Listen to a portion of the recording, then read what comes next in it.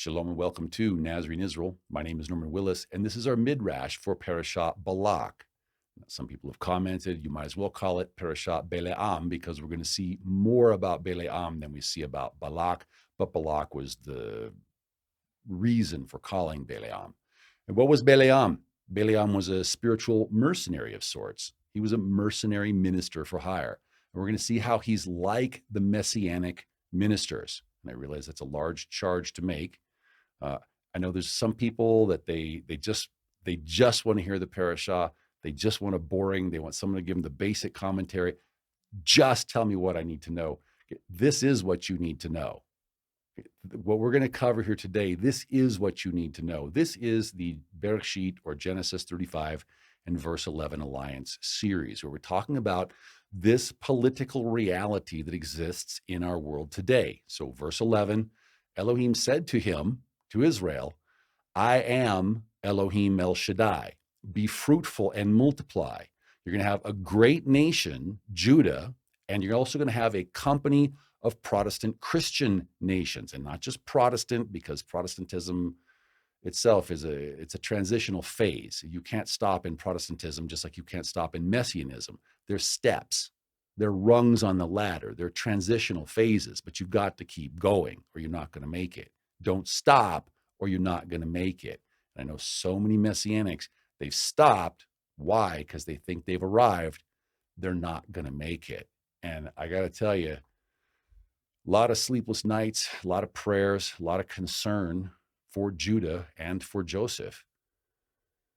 I don't know what to do. I don't know what to say. I don't know how to reach our people. Judah understands the need. Judah has always been a people ever since. I mean, Judah has always been a people. It's carried all the way through since Israel. Joseph was sent into Egypt, was separated from the people, and then Ephraim was sent into the world. We have to take the ultimate responsibility for that. But sure, we get a lot of bad influence. We're going to see some of that bad influence this week. But this is what we need to know. Okay, we have the political reality today is a core black horse Jewish nation. Zechariah says the black horse leads the white horses. Well, the black horses lead the white horses. And then you have your Protestant Christian nations who, over time, they're attempting to come back to the original apostolic faith. And we're going to see, again, these are spiritual things. They're going to be carried out, a lot of these, in political realities. This is the political sphere. It's what we call level 3 or level 4 or below. We'll talk about that in other places in the Revelation study. But here's what we're coming up on. And brothers, sisters, I just trying to get Ephraim's attention on this one. Judah already knows what it is to take a stick for himself. Okay, this was the Zionist movement. So Judah took a stick for himself. Now it's time for the house of Ephraim to take a stick for Joseph, so that we can then be joined together. Now, this is, again, this also might be a political reality, and I'm not sure exactly what Nazarene Israel's role will be in this exact stick. So political realities, those are carried out at levels 3 and 4 and below, but they should be oriented in the direction of the primary reality, if that makes sense. We'll talk about that more in the Revelation studies coming up. But the need, if we could just reach Ephraim, the need, as we see, is to form a stick. And that's how the two sticks can be joined together as one stick. And what I also want to talk to is a third group here that is interested in knowing what was the original faith that was delivered once for all the saints, and who are interested in entering in to discipleship program, who are interested in entering into Yeshua's program. And this is what I keep trying to tell people. You can't, Ephraim, you can't just learn about Yeshua. You can't just learn about the renewed covenant. You've got to enter into covenant. If you don't enter into covenant, you don't enter into covenant. And that's no good.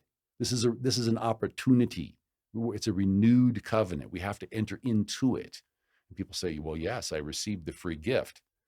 Okay, great. We received the free gift. We received the free invitation to see what, to earnestly contend for the faith that was once for all. There's one faith, there's one halacha, there's one way that you should walk. And that's the original faith. And we have all sorts of Messianic ministers and all sorts of Messianic ministries. They don't want to do this. We have independent Christians, we have independent Messianics, we have whatever they want to call themselves. You know who you are. Okay. We need to be faithful to what Yeshua asks us to do. He says, when the Son of Man returns, will he find the faith on the earth? Not just faith, not just any faith, but the faith. So this is our calling. Now, we're going to talk about a lot of material, and we're going to start to get into some political reality material. We want to talk, we're going to also talk a little bit to Ishmael in this presentation. We know Ishmael monitors our transmissions. And just as long as we're here, just a few administrative announcements. We welcome both Judah and Ishmael and Esav if he is interested to learn. How do you say? I understand that everyone has different opinions. I understand there's 4 horses. I understand the 4 horses are out of their places. I understand our mission here is to help the 4 horses take their proper places in the new order that began with Yeshua. So this is all a big transition. We'll explain this in future series, but we want dialogue. We welcome your dialogue, but we ask, please, for respectful dialogue. In general, the comments section has been much, much better. We've been very pleased with how people have, I guess Ephraim was causing a ruckus. Ephraim has quieted down. We appreciate that very much. We still get some nasty letters from Ephraimites. We try to deal with those. We also get some nasty letters sometimes from brother Judah and from cousin Ishmael. So just, again, please, if you can help us, we are attempting, among many other things, to forge dialogue between Judah, Joseph, and Ishmael.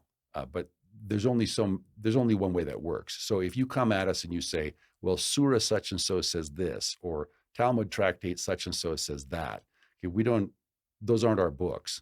Okay, so or if you just make some slam like, oh, you stupid, Christians or whatever, it doesn't help. Okay, this doesn't help dialogue.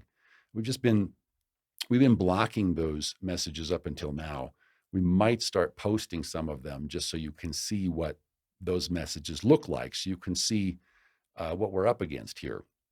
We understand also that Ephraim can have some disrespectful conversation, but we're attempting to deal with that. So again, please, let's focus on the things that we have in common. So here in Nazaree Israel, we listen to the Tanakh, which includes the written Torah of Moshe. We don't subscribe to the oral Torah at all. We don't hear oral Torah. We don't hear Talmud. We don't hear Mishnah. We don't hear Gemara. We don't hear Kabbalah. We don't hear Zohar. We read them. We look into them, this kind of a thing. We'll see a lot this week, but we're going to see why Nazarene Israel doesn't believe Talmud. So, and for cousin Ishmael, I guess there's some issues, but in general, I believe Islam believes that the Torah is reliable, or at least in general, it's reliable. And then there's some questions or certain issues of this kind of a thing. But we want to encourage dialogue about the El of Ibrahim, about the Elohim of Abraham. We want to encourage that dialogue. The only thing we can do is we have to stick straight to his words and the words of his prophets. And just for civility's sake, so we can actually build something, we have to focus on the things that we have in common. So Ishmael, if you have a question regarding the written Torah or any part of the Tanakh or the Brit Chadasha, we welcome your respectful question with regards to chapter and verse. Same for Judah. If you have a question, how does this accord with Tanakh? We're plenty willing to listen to that, but we just don't really have a lot of time for books that we can't respond about books we don't believe. So, and it's a heavy workload here. So we thank you for your understanding in this. So again, we're going to talk about Balaam, the sorcerer. We're going to talk about what is a sorcerer. And we're going to talk about why is the tribe of Levi like sorcerers. A lot of interesting material comes from Judah. And then we're going to talk about how Protestant and Messianic ministers are like Balaam. Then we're also going to end up talking about the Midian and the conquest of the land of Canaan. And we're going to spend some time there because we're going to see this crop up in future parashiot. And we want to lay some foundation for some future discussion between between the four horses. So the first thing is we learn about Balaam's name. So it's Strong's Hebrew Concordance 1109 in the Hebrew. It's not in English, it's spelled Balaam, and most people pronounce it Balaam, but in Hebrew it's Balaam. So Balaam, probably from those roots, but it says not of the people. And you can vowel point it differently. You could say Bleam, so it doesn't have a people, it's without people. But Balaam, and this is the key point. If you get nothing else, get this. Balaam was not of Elohim's people. Okay, he was a foreigner. He was a mercenary. He was a person with a spiritual gift, just like Protestant ministers, just like Messianic ministers. They receive a spiritual gift, which they then use for themselves. That's the main key to know about Balaam. He's not someone who's doing it for the good of the people. He's not someone who's doing it for the good of the nation. He doesn't have the nation of Israel as his nation. He's not of the nation of Israel. He's a spiritual mercenary. He's not of the people. And several Messianic ministries I'd like to name, but things being as they are, they know who they are. Yohanan or John, chapter 10, starting in verse 12, Yeshua tells us a hireling, and that's what we're dealing with here. We're talking about Balaam. We're talking about a mercenary. We're talking about a hireling. We're talking about someone who does this for money. He brings home an income. He's not, and it's his. He's not focused on taking care of the people. He's not part of the people. He's not part of the nation. He feels himself an individual. He feels himself alone. He doesn't care about the sheep. So when the wolf comes, he doesn't care. He flees because he's a hireling and he doesn't care about the sheep. There's witnesses to this all throughout the renewed covenant. We come to Philippians chapter 3, starting in verse 18. Shaliach Shaul, the apostle Paul, he's telling us that many of the leaderships walk. He says, of whom I have told you often, and now tell you even weeping, that these leaders, they are the enemies of the cross or the stake or the stauros, whatever you're going to insert in there, of Mashiach. And their end is going to be destruction. Why? Because their Elohim is their belly. This is like Balaam. He's not serving the nation. He's not sacrificing himself in his life for the people. His Elohim is his belly. He's serving himself. He's using the power of Elohim to serve himself. His glory is in his shame. He's serving himself instead of serving Elohim and his people. And the reason he's serving himself is because he's set his mind on earthly things. This is Balaam, and I would love to name the Messianic ministries here, but we're going to forbear because we want to win them around. So here's the thing. Romans chapter 16, starting in verse 17. Shaul again, he says, I urge you, brethren, take note, and this is so important, take note of those who cause divisions and offenses. And how do they do that? They teach things that are contrary to the doctrine which Yeshua taught. They teach things that are contrary to the faith once delivered to the saints. They teach things that are contrary to the halakha of the sect of the Nazarenes. They're establishing their own kingdom. They're doing this for their own belly. They're not attempting to serve. They're not attempting to lead Yeshua's people in the way of Yeshua. They're not attempting to lead by example and show other people how to serve, how to live a life of sacrifice. They're not doing that. They're not part of the people. And how does it get to be? They teach things that are contrary to Yeshua's doctrine. Book sales, independent ministers. Verse 18, for those who are such who do not serve our Adon Yeshua HaMashiach, but their own belly. They're focused on their own good. And how do they make it? It's because people are sheep. So by smooth words and flattering speech, they deceive the hearts of the simple.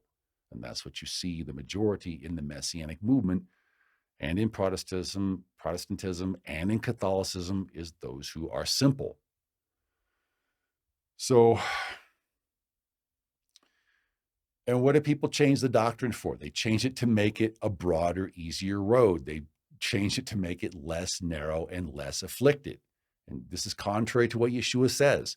Matthew chapter 6 and verse 31, Yeshua says, "Therefore do not worry, saying, what shall we eat, or what shall we drink, or what about our retirement account, or what about a mortgage on a home in a country that's going to burn, or what shall we wear, or what about our children's self-esteem? They have to have these kinds of clothes. They have to go to the ball games. They have to have t-ball." Okay, for after all these things the Gentiles and the Messianics and the Ephraimites seek. He says, for your heavenly Father knows that you need all of these things. Okay, here's the key. Okay, seek first the kingdom of Elohim and his righteousness, meaning his commandments, his written Torah, his Tanakh. And then once you're in right standing with him, once you're hearing his voice and doing what he says, including all of his written commandments, his righteousness, he's going to give you everything you need to serve him. It might not be the lifestyle to which you would like to become accustomed, but he's going to give us absolutely everything that we need, and typically then a little bit more just to make it nice. It's not lavish, but he provides. Some things he provides bountifully. So when you talk a little bit about the themes here, there's some commonalities between Avraham and Balaam. Again, this is important. So we know how great Avraham was. We're going to talk about that.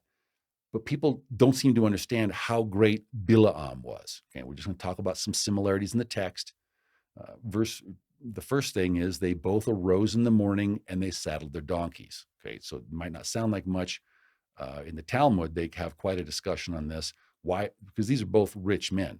So why are rich men saddling their own donkeys? It could also mean that they had their servants saddle their donkeys. It could mean that. But both of them rose in the morning, and we'll see they saddled their donkeys. We're also going to see there's a blessing of physical multiplicity that's given by both. There's also Israel is told, Israel shall be a blessing to all nations, and all nations shall ultimately bless Israel. There's also a reciprocal blessing arrangement. Those who bless you are blessed. Those who curse you are cursed.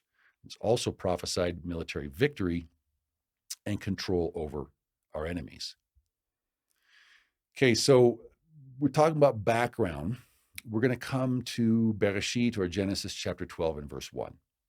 And there's several very important things that we need to see here. We're going to take this slow, and this is going to build, and we're going to see this again in future parashot.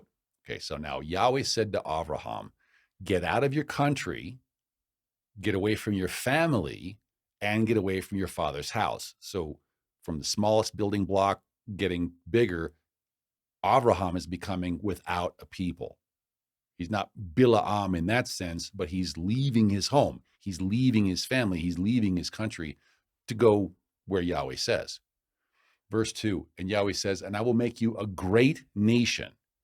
So physical multiplicity. I will bless you and make your name great, and you shall be a blessing. So first we see the blessings of physical multiplicity, a great nation. Then Yahweh's going to bless us and make our name great. So again, so the reputation also shows up under Balaam. It says, and Israel shall be a blessing, both houses, Judah and Joseph. Verse 3, he says, and I will bless those who bless you, and I will curse him who curses you. That reciprocal agreement. And in you, all the families of the earth shall be blessed. So just bountiful blessings here, bountiful blessings. So Bereshit, or Genesis chapter 14, starting in verse 18, we read that Melchizedek, king of Shalem, brought out bread and wine, and he was the priest of Elohim Most High. We're talking about great spiritual men. And he blessed Avraham and said, blessed be Avram of Elohim Most High, possessor of heaven and earth.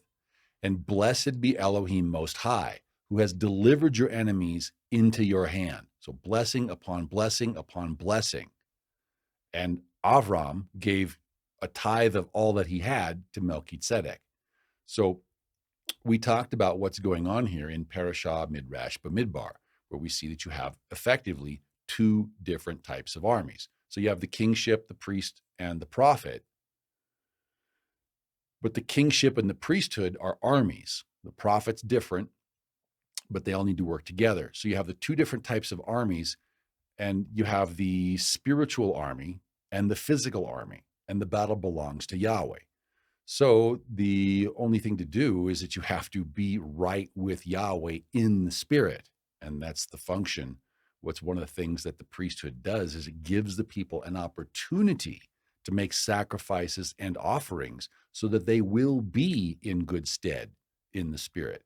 And Ephraim, just due to a combination of circumstances, Ephraim doesn't seem yet to understand the necessity of having a nation, cohesion, and a standing physical army or a standing spiritual army.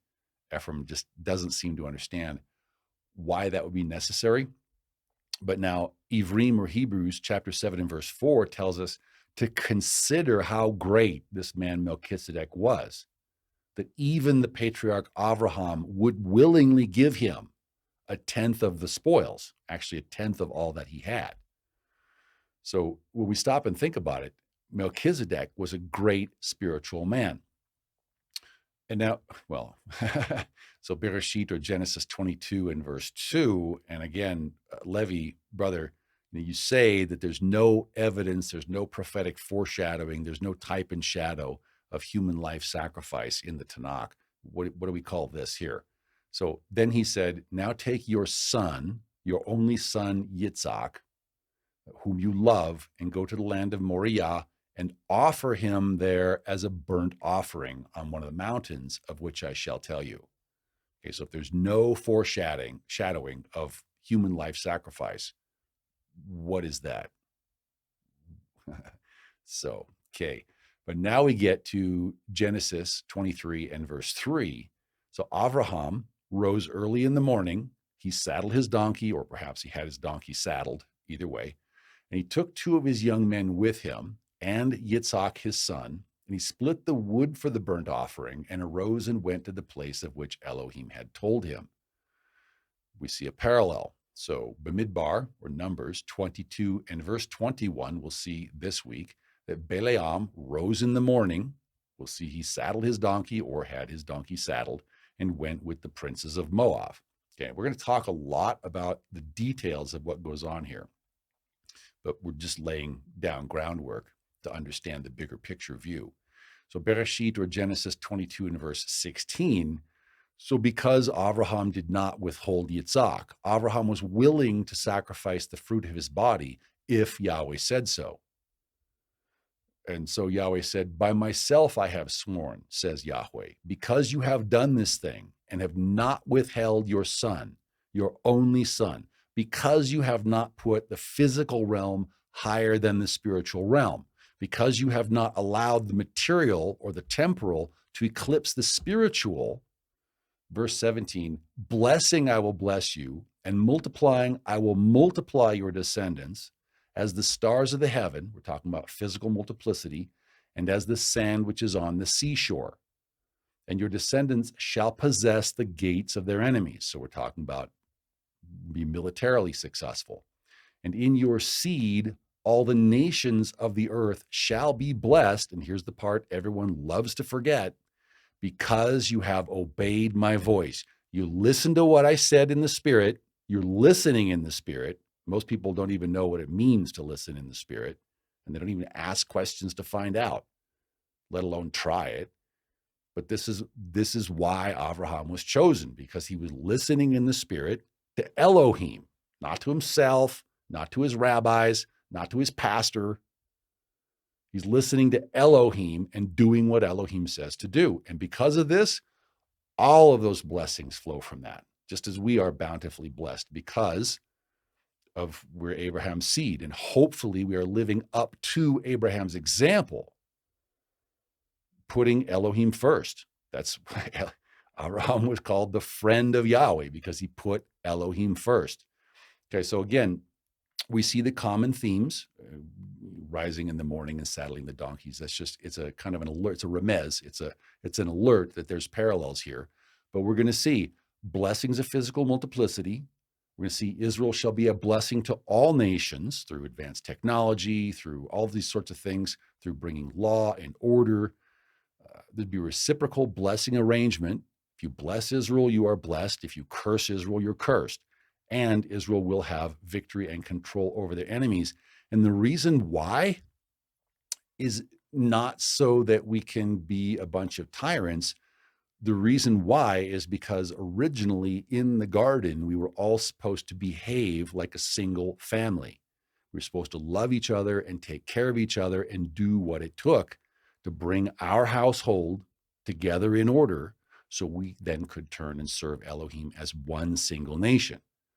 And this is what the four horse forces are all about. So there's some confusion over what is the proper order, how things should get together. So we're attempting to, the new plan is to complete a year of the Parasha series, and then we're going to advance to the other studies because it's just too much to do a detailed Parasha that actually means something and establishes dialogue and builds a foundation, and also to get to the documentaries at the same time.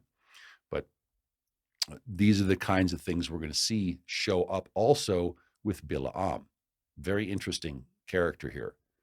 So we come to Bamidbar, or Numbers, chapter 21 and verse 1. Now it says that the king of Arad, who was a Canaanite, he dwelt in the south. We'll take a look at a map in just a moment. And he heard that Israel was coming on the road to Atarim. So, and then there's a lot of discussion about this. And then he fought against Israel and took some of them prisoners. So Israel made a vow to Yahweh, if you will indeed deliver this people into my hand, then I will utterly destroy their cities. I don't want to destroy their cities just to take the spoils. I want to set things right. Okay, they took our people hostage. This is not good. Okay, please let me utterly destroy their cities.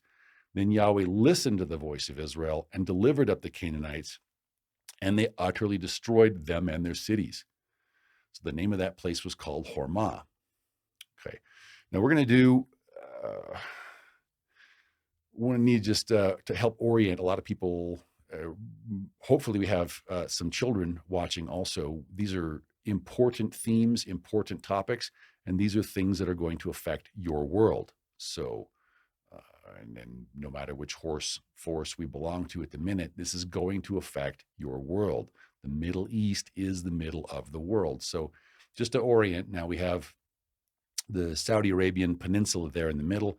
There's a lot going on. We're going to talk about this in detail in a few different places. And then obviously to the left, you've got Mitzrayim, or Egypt, in the upper right-hand quadrant there of Africa. So we're going to zoom in just a little bit again, and we're going to have several different maps. I'm going to try and help people to get oriented to what's going on here. Just take a general top-down view. Again, you have Mitzrayim, or Egypt, on the left. And then all that busyness there, that's the Sinai Peninsula and then the land of Israel. So then you have, in the center, again, you have the Saudi Arabian Peninsula, the Levant, and then the Saudi Arabian Peninsula. Again, there's a lot going on. We're going to come back to Ishmael, who settled in the western coast of Saudi Arabia. We'll talk about that in just a bit. But there's a lot going on here. So we're going to talk about Medina, which may be related to Midian. And then we're going to talk about Ishmael settling there. We're going to talk about Jabal al-Lawz, the mountain of almonds, I believe, which is just across the strait. And then just north from there, you have Esav, or Edom's territory. Okay, now traditionally, or originally, after Lot, you had Moab and Ammon. And then we'll see Ammon is still there, but the Amorites have moved in at this point in time. And also you have giant clans. We'll talk about the giant clans in another location, but you have the Amorites are a giant clan, and then Bashan up top there is also a giant clan.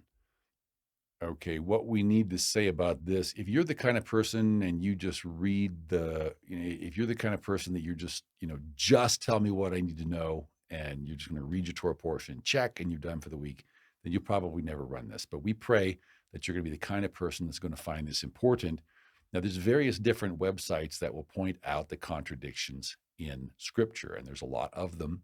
This is not something to let don't let this phase you. Don't let it shake your faith. There are some websites like American Atheists and this kind of a thing. They will point out the contradictions in Scripture in order to shake or steal your faith.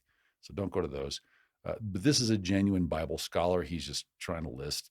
He just notes that there's a lot of contradictions in the Bible, and there are. This is not my area of specialty, but this is where you get those manuscript theories about, is it a patchwork quilt, or was it edited later, or what happened, this kind of a thing. The Masoretic text is what we have. There's numerous problems with it. You've also got the emendations of the Sopharim. There's 2 sets. There's one set of 18, I think, that most people know about. There's another set of over 100 that's mentioned in the ISR scriptures. But anyway, moving forward, so there's a lot of questions. If you're the kind of person that you're going to track through and you're going to try and map out what was the route, you're going to come up with these kind of questions. And we're going to talk about these kind of questions because, as we're going to see, it makes a huge difference. So, okay, so contradictions in the Bible. If you're interested in this is a good website to start with because it's a Bible scholar. But here's a question, number 281. Did the Israelites pass around Moab? Did we go around Moab? Did we circumvent Moab? Or did we go through Moab? So, okay, and then he lists a number of verses that seem contradictory. So come here to the text. So, well, that's from Moab. But there's also issues with Edom. So I guess I got my slide in the wrong place, but that's all right. So Bamidbar, or Numbers chapter 20 and verse 18. So before we get to Moab, first we came to Edom, and we'll talk about the details in some other place. But Edom said to Israel, "You shall not pass through my land, lest I come out against you with the sword." So the children of Israel said to him, "We just want to go by the king's highway. Just please let us pass through. So if we or our livestock drink any water, we'll pay for it, but we just need to pass through on the king's highway on foot, nothing more." Okay, we're not trying to attack Edom. We're not trying to attack Esav. Our marching orders are to go towards Jericho. We're going into the land of Canaan. That's where we're supposed to go. But Edom said, "You shall not pass through."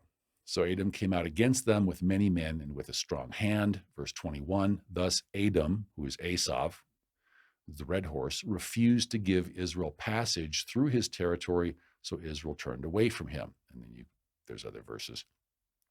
We just need to get familiar with this. It's kind of like you're following these verses in Scripture, and it's like, what's happening? Because we don't know. You've never been there, and this kind of a thing. So, okay, so what we saw that, and I don't know if you can see my mouse. I'll use the mouse, and I'll try to describe it in case you can't see it. If you can't see the mouse, please let me know. Please let us know in the comments below. So there's different maps, there's different theories, but the Tel Arad is supposed to be very close to modern day Arad, and this is just an approximate location. So Israel struck Arad because they took hostages from Israel, so they're going to pound that. They don't want that. That's not a good, you can't let that go. So Israel strikes Arad, but then, and there's also Arad, there's other theories about where Arad is located, but so we saw that Edom refused passage, so Israel, and there's some, we'll talk about the theories in some other place, but we're going to see some issues, some places where it might contradict or seem like it contradicts. So Israel bypasses Edom, okay, and then we're also going to see that Israel's going to bypass Moab. And again, that's what we saw, but the contradictions in Scripture. Did Israel pass through Moab on the King's Highway? Did Israel go around Moab? What did Israel do? Okay, so Israel's marching orders. Okay, Israel was not told to take Edom's territory. Israel was not told to take Moab's territory. Also, not to take from the children of Ammon. What happened, however, is you had King Sihon. He was king of the Amorites. The Amorites is one of the giant clans. So they came in and they took all this territory.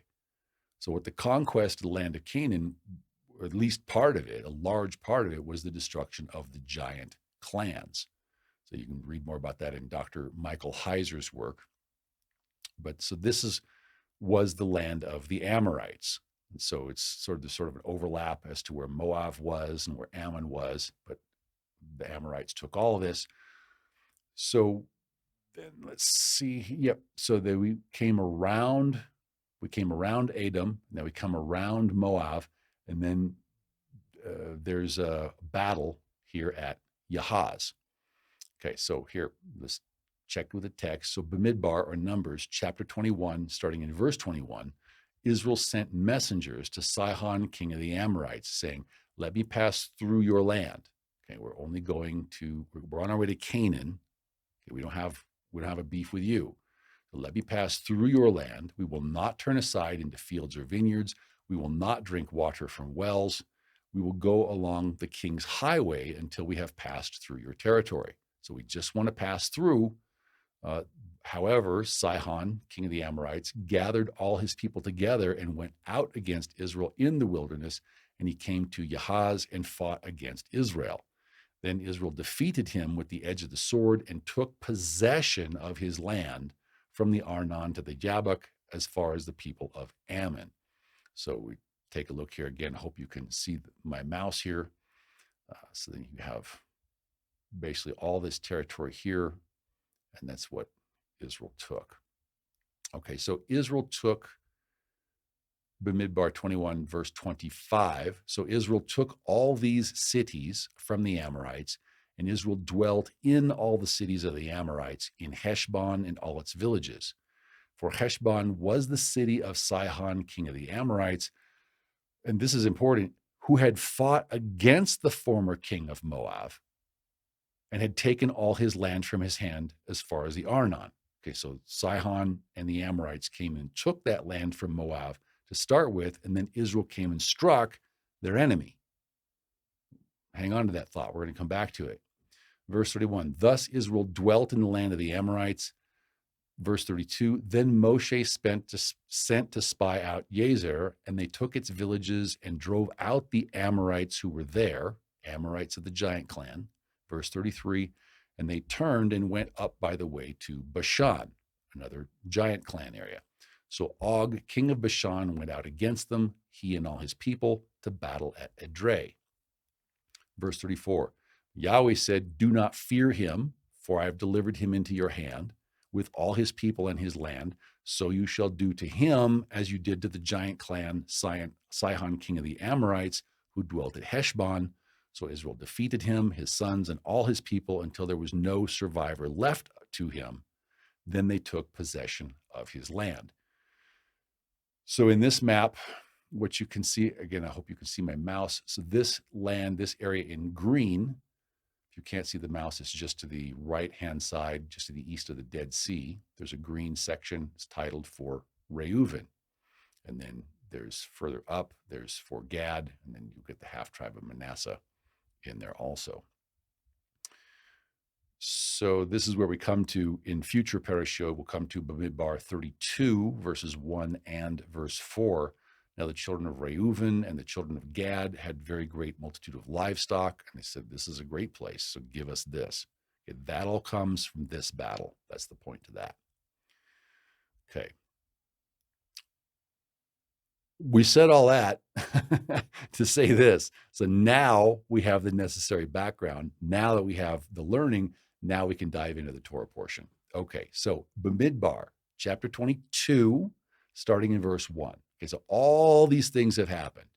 Okay, and the children of Israel moved and camped in the plains of Moab on the side of the Jordan across from Jericho. Okay, they took land from the Amorites, took land from Bashan, and then we came back down and we camped in the plains of Moab on the side of the on the eastern side of the Jordan across from Jericho. Okay, now Balak, the son of Zippor, the king of Moab, the new king of Moab, saw all that Israel had done to the Amorites, his former foes, the people who took all the land from him. Verse 3, and Moab was exceedingly afraid of the people because they were many. So Sihon attacked them, Israel smashed Sihon. And plus there's many. Moab was sick with dread because of the children of Israel. Okay, so yeah, we've seen this map. So, but we went around Balak, king of Moab. We didn't. It wasn't our objective. Moab wasn't a giant clan. Ammon wasn't a giant clan. So Sihon was a giant clan, or the Amorites were a giant clan. Bashan was a giant clan. And then we came back down, if you can see my mouse, and then we camped here in Abel Shittim, which is the same as Acacia Grove. Okay. So again, here's our big picture map of the Middle East. And now I believe we're going to talk about Ishmael in the Midian or Medina. Okay, so zoom in a little bit. So we see up top, so we left Egypt, wandered about, and then there's big questions here. Big questions. Were Israel's wilderness wanderings confined here to the Sinai Peninsula, or was Israel either in place of or in addition to, did Israel wander in the Sinai desert? And we'll see verses to that effect coming up in Deuteronomy. So, but let's just get a sense of the real estate. So here's Esau's or Edom's territory right here. Okay, so here's the land of Israel. You can see with all this busyness here. So we're coming up, we bypass Esau, we bypass Moab, we strike the Amorites, and then we strike Bashan because those two are giant clans. Then we return back down and set up camp in Abel Shittim. Okay, now Ishmael is here in the Sinai. So, and let's remember, Esau and Ishmael are related by blood. So we'll proceed forward. Now, if you can see, here we have, this is the Wikipedia article for Jabal al-Lawz, the mountain of almonds, I believe. But this is an alternate thesis. It's an alternate hypothesis is where was the real Mount Sinai. So it's traditionally located in the Sinai Peninsula. However, there's a great deal of evidence to suggest that perhaps the real Mount Sinai was at Jabal al-Lawz. And there's other theories, but this is the one that Ron Wyatt, if you have seen his works, this was the one that he championed. There's some video footage out there. So the idea is that Israel spent time both in the wilderness of Sinai and in the Saudi Arabian Peninsula, and that's what we're going to see. So come to Bereshit, or Genesis chapter 21 and verse 21.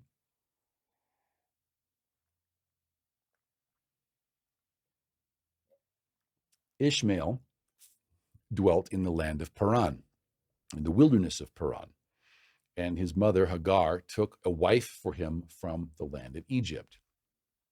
So Egypt, symbolic of the world. World is red horse. Egypt today is also green horse. But so he dwelt in the wilderness of Paran. If you can see the mouse, you've got this golden rectangle here around Medina, and it may be, there's a question, is Medina and Midian, are those effectively the same terms? So, and then this whole region is called the Midian. So it's kind of like you have New York, New York. You have a city that's called that. You also have a region that's called that. Okay, so, but this is, and I believe, so you have the kingdom of Hejaz, and that's all right.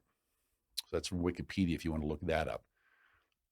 But now, below where Esau or Edom is dwelling, then you have Jabal al-Lawz. It's just across the strait. And then they have the region to the south called Midian, which may be related to Medina. Okay. So, and then we talk about the relationship between the red horse and the green horse, between Esau and Ishmael. So Bereshit, or Genesis chapter 28 and verse 9.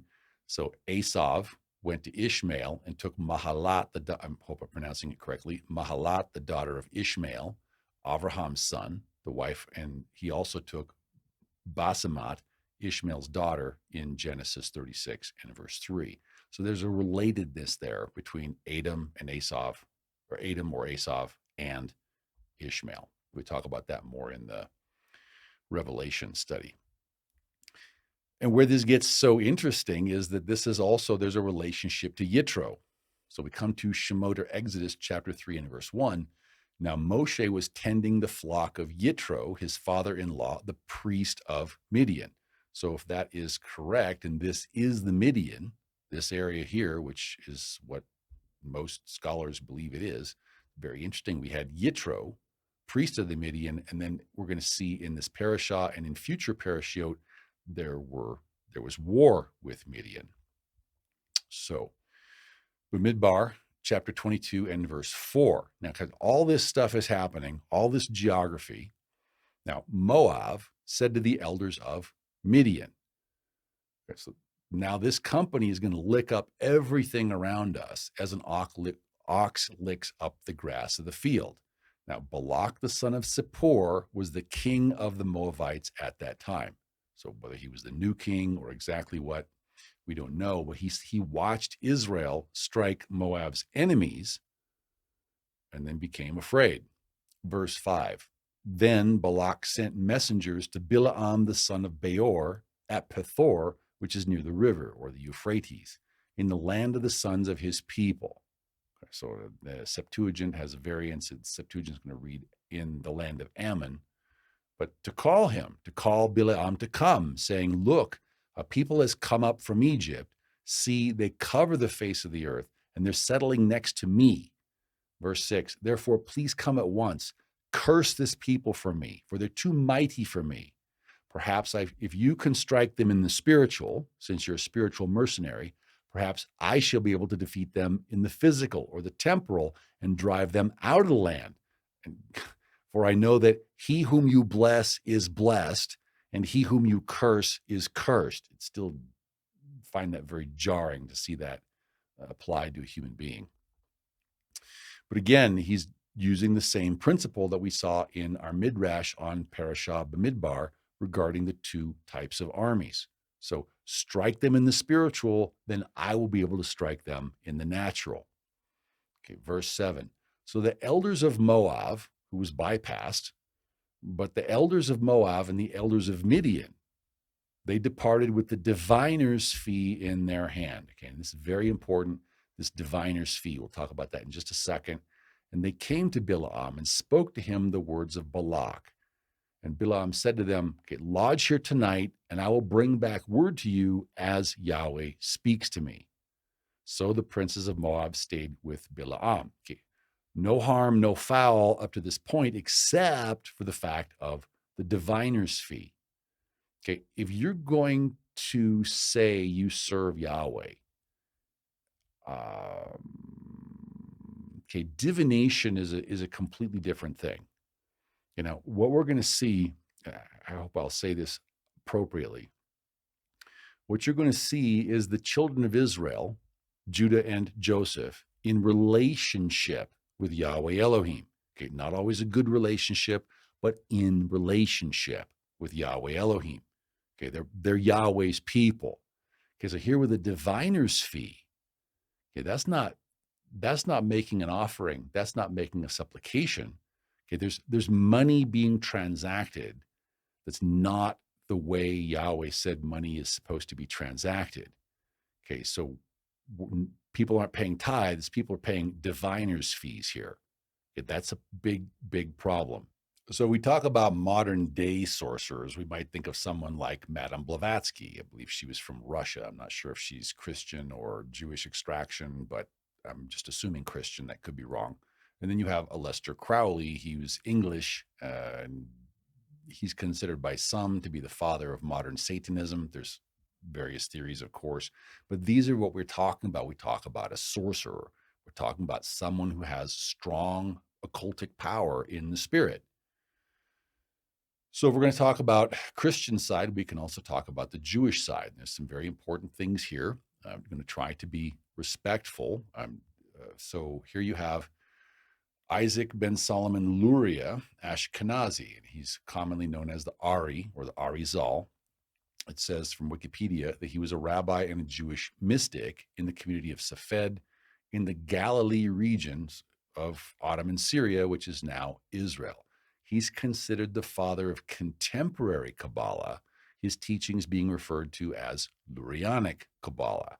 And I'm not an expert on it, but from what I understand, so Madame Blavatsky didn't like Lurianic Kabbalah. So she said that they were trying to take the Chaldean or the Babylonian Kabbalah and then adapt it to scripture. That was her. And she didn't think that was appropriate. She didn't think that was as good. I don't know. I don't have an opinion on that. But what I do know is that we're going to see that Judah has a real problem with appropriating things that should not be appropriated. So the next, if we're going to talk about the house of Judah side, now you have Shabtai Tzevi. Don't know the exact pronunciation, Shabtai Tzvi. So Shabtai Tzvi, we'll talk about it in just a minute. As Shabtai arrived on the day preceding the Pesach, he slew a paschal lamb for himself and his followers and ate it with its fat, which is a clear, plain violation of Jewish law. And he's said to have pronounced over it the benediction, "Blessed be Elohim, blessed be God, who hath restored again that which was forbidden." And as I understand it, again, I'm not an expert on it, but the thought was that I'm having an autistic moment. The thought is that the old restrictions were no longer appropriate for the modern age, because these are men who declared themselves to be the Messiah. And so just like you would have certain restrictions during the week, but then on Sabbath, it's a time for feasting, that then it's always a time for feasting, except that the way that they did it, this is from the Wikipedia article on, some people consider him his successor or a descendant or a spiritual descendant, Jacob Frank. So it says, Frankism is a Sabbatean religious movement of the 18th and 19th centuries. Frank completely rejected Jewish norms. So he just completely rejected anything based on the Tanakh. He rejected, and so preaching to his followers that they were obligated to transgress moral boundaries. So these were not, well, and then back up just a little bit here. So Shabtai Tzevi, I believe, went and then founded the Dunmeh, which is a Zerah clan for the Islamic world. And then you have Jacob Frank, who founded Frankism. So he then eventually ended up, that's where the Jesuit order comes from. And the current Pope is a Jesuit. So they're descended from Jews that didn't see a need to follow Yahweh's eternal marital covenant in the Torah. So I hope I'm expressing that accurately. If you want to see the best summation of that I have read, a man by the name of Robert Sepper, I believe he's a secular Iraqi Jew. I don't know about the secular part, but he's an Iraqi Jew, wrote a book called 1666, Redemption Through Sin. And he talks about how all these things weave together. If you want to read about modern sorcery from the house of Judah's side. So you have your Lurianic Kabbalists, which is a modified form of Babylonian or Chaldean Kabbalah. And then you have syncretism. You have people mixing and matching and making up their own religions. So again, we've mentioned, and the book goes into more detail about how the history progressed with the Ari and with Shabtai Tzevi, and the Dunmeh, Jacob Frank, and the Jesuits. He also brings in Adam Weishaupt and the Illuminati. And you also have your Zerahite families, your controllers of the Masonic Lodge, your Bank of International Settlements, these kinds of things. So that's a very good book, very short, concise book. As long as we're talking about it, the spiritual descent, we need to talk about the Chabad Rebbe Menachem Mendel Schneerson. And depending upon the account, and this is one of those things, we're trying to make good relations both with Judah and with Ephraim, and each house has its various problems. And there are times in any family when you love someone, there's someone you care about, you have to speak truth with them, and they may hate you for it. They may not like you for it, but you have to speak the truth. I mean, what's your alternative? To not speak the truth in love? There's people that would choose that, but we don't choose that. So the Chabad Rebbe Menachem Schneerson, there's quite a history on his forerunners and the Chabad, but the Chabad effectively, depending on who you're reading, depending on the source, the Chabad either descends from or is strongly influenced by Frankism. So Jacob Frank, redemption through sin, and it's a satanic hybrid. It's a Zerahite form of Judaism camouflaged as Christian worship. And then Rebbe Schneerson didn't practice a Christian worship, but they're descended from the people who are practicing Christian worship. It's all woven together. This is basically how Zera approaches things. Again, I'm going to try and say this respectfully. So we talk about Rebbe Schneerson and his descendants in his spiritual descendants in the Chabad. So this is, if you remember, about 10 months ago, there was a big to-do and everyone was talking about it. And you had in the Chabad headquarters, there was some tunnels that were dug and there were 4 blood-stained mattresses. So finally a spokesman came forward and said that the reason the mattresses were stained with blood is that they were performing rituals on dead bodies in the tunnels. And there's people that believe that. There's people that believe different things because the mattresses were child-sized. Now, if you'd like to watch this, there's a copy on YouTube, but the quality's not very good. If you go to BitChute, just search for Rabbi Admits the 4 mattresses, the 4 child-sized mattresses found in the Chabad tunnels were bloods stained from rituals. So let's go ahead and watch that clip. We'll take a couple of minutes and then we'll come back and talk about it. Too long. There was one more viral image going around, and this is the one everyone's been talking about. Is this, Dirk just pulled up on screen, stained mattress that was pulled out of the tunnel being carried by members of the synagogue. So there's a lot of crazy conspiracy theories. I don't want to go down any tasteless rabbit holes.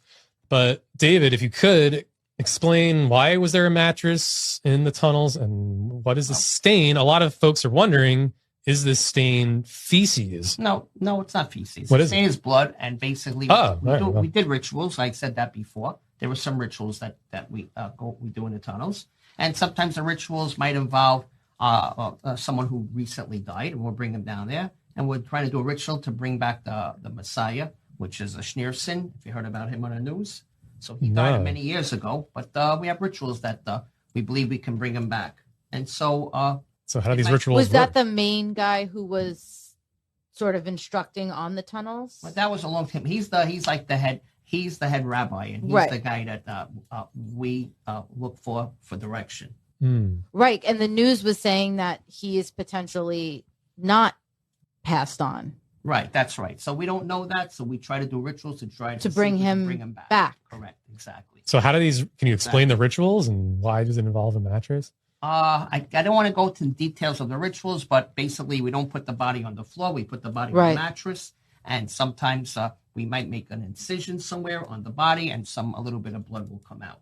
But I don't want to go into the details. Yeah, that's fair. Well, you mentioned when we talked on the phone that you brought a book with you. Yes. Is this? Yes, this is the type of book I bought, and this is the type of book that describes different types of rituals and things of that nature. So how does that, can you explain the book? Well, it's too detailed to go through the book. It's a detailed book, but I suggest if you have a chance and you want to get the book, you can read it. The Book of Living and Dying. Yes, the Tibetan Book of Living and Dying. So where did you guys learn? You guys use this for the rituals? Is this an ancient Judaism thing? No, we use some different books, and this is one of the books. So we want to be respectful, but what we see is that some people might perhaps be attempting to raise the Messiah, the Chabad Messiah. So you do believe in 2 comings of the Messiah. Is that accurate? Okay, well, this is the book that was referred to in the video. It's the Tibetan Book of Living and Dying. Now, I remember back when I was searching for truth in all the wrong places, I considered buying this book, and I didn't buy it. But that's something that I did back before I was called to this walk. That's something I was doing back when I was in Buddhism and Taoism. And we're going to see that Judah has this pattern. Judah believes that they can take the best and leave the rest, and they can do what they want, even though Yahweh says no. Okay, here's an article from Chabad.org. It says, what I didn't find in a Tibetan monastery, I found at the Chabad. So now we come to Chabad.org, and they have an article, very interesting article, called Is Buddhism Kosher? So ask the rabbi. And Chabad.org gives their answer. I couldn't get it to frame up right, so I just figured I'd copy and paste the text, but it's part of that same article. So here's the answer. Here's what Chabad says. Chabad says, you will find throughout our people's history a process by which some elements of alien cultures are adopted while others are rejected. They're going to syncretize. They're going to make up their own thing. It's not a very formalized process. The rules are rather vague and tenuous because we make it up as we go along. But nevertheless, we have been successful in avoiding the syncretism that has dissolved other cultures while imbibing all that is good from the world around us. Okay, now, I want to be respectful about this, but this is absolutely false. What really is going on here is Levi thinks he can take the best from pagan cultures and leave the rest. Judah thinks his syncretism isn't syncretism. Judah thinks his syncretism is kosher. Okay, I had a rabbi one time tell me, he said that Kabbalah was kosher witchcraft. Okay, well, it continuing the article, it says, you will find distinct traces of ancient Egypt, Babylonia, Athens, Rome, Persia, Cordova, Istanbul, Florence, and every other civilization in which Jews have lived. But you'll only find those aspects which are in confluence with the body and soul of the Torah. And that's what Judah thinks. That's what Levi thinks. And it's dead wrong. It's going to get you killed if you don't change it, because that is not what Elohim wants. So we talk about this in other parashiot, and we'll talk about it again. Yahweh gave his Torah to Moshe, who gave it to the Levitical order to guard his Torah, to guard his words. He didn't say we could go adding and subtracting. He didn't say we could go changing. He didn't say we could go substituting. He didn't say we could go replacing. Okay, and he especially said we couldn't mix. So this right here, it says, but you'll only find those aspects which are in confluence with the body and soul of the Torah, such as performing rituals on dead bodies on child mattresses in a secret and illegally dug tunnel under Chabad headquarters. Okay, that's in confluence with the body and soul of Torah. Okay, I love you guys, but that's just not true. It's just not true. You know, and here we go. So Yuval Harari, everyone knows him because he's intricately related with the World Economic Forum and various globalistic plans. Zira has his plans and he's walking them out. So Yuval Harari, PhD, wrote a doctoral dissertation, it's not a thesis, it's a dissertation, to get his PhD from Hebrew University of Jerusalem. So he's talking about all this, all the things, with a title like Ancient Jewish Magic. So he's commenting on other people's works. He says, the comments of the Ben Ish Chai are echoed by scholars of Babylonian Jewry, who observe the prevalence of magical and esoteric beliefs among the Jews of Babylon dating back to Talmudic times, as discussed above, because even back then, Judah thought they could do what they want. You know, and I want to be respectful about this. Again, we've talked about this. So Ephraim thinks, as long as he knows it, he doesn't have to do anything. Judah thinks as long as he works hard, he gets to do whatever he wants because he's the kingship and the Levite tribe, the Levitical priestly tribe. So he can make up his own rules. He can do what he wants. So Ephraim doesn't do anything. Judah does what he wants. Neither one is doing the will of our Father in heaven. Okay, so he says that this dates all the way back. So magical and esoteric beliefs date all the way back to Talmudic times in the Babylonian academies. And he continues, he says, Jacob Neusner claims, we're an anthropologist of our times to spend a few years in ancient Pumbedita, Sura, or Nahardia. And those are all places where I believe those are all places in Babylon where the Babylonian Talmudic academies were. So if an anthropologist to spend a few years in the Babylonian Talmudic academies, Pumbedita, Sura, or Nahardia, in order to learn the social role of the sage, his research work would certainly have a title like The Legislating Sorcerer of Babylon. Okay, so when he says that it's kosher, when I say it's anti-Semitic, is that right?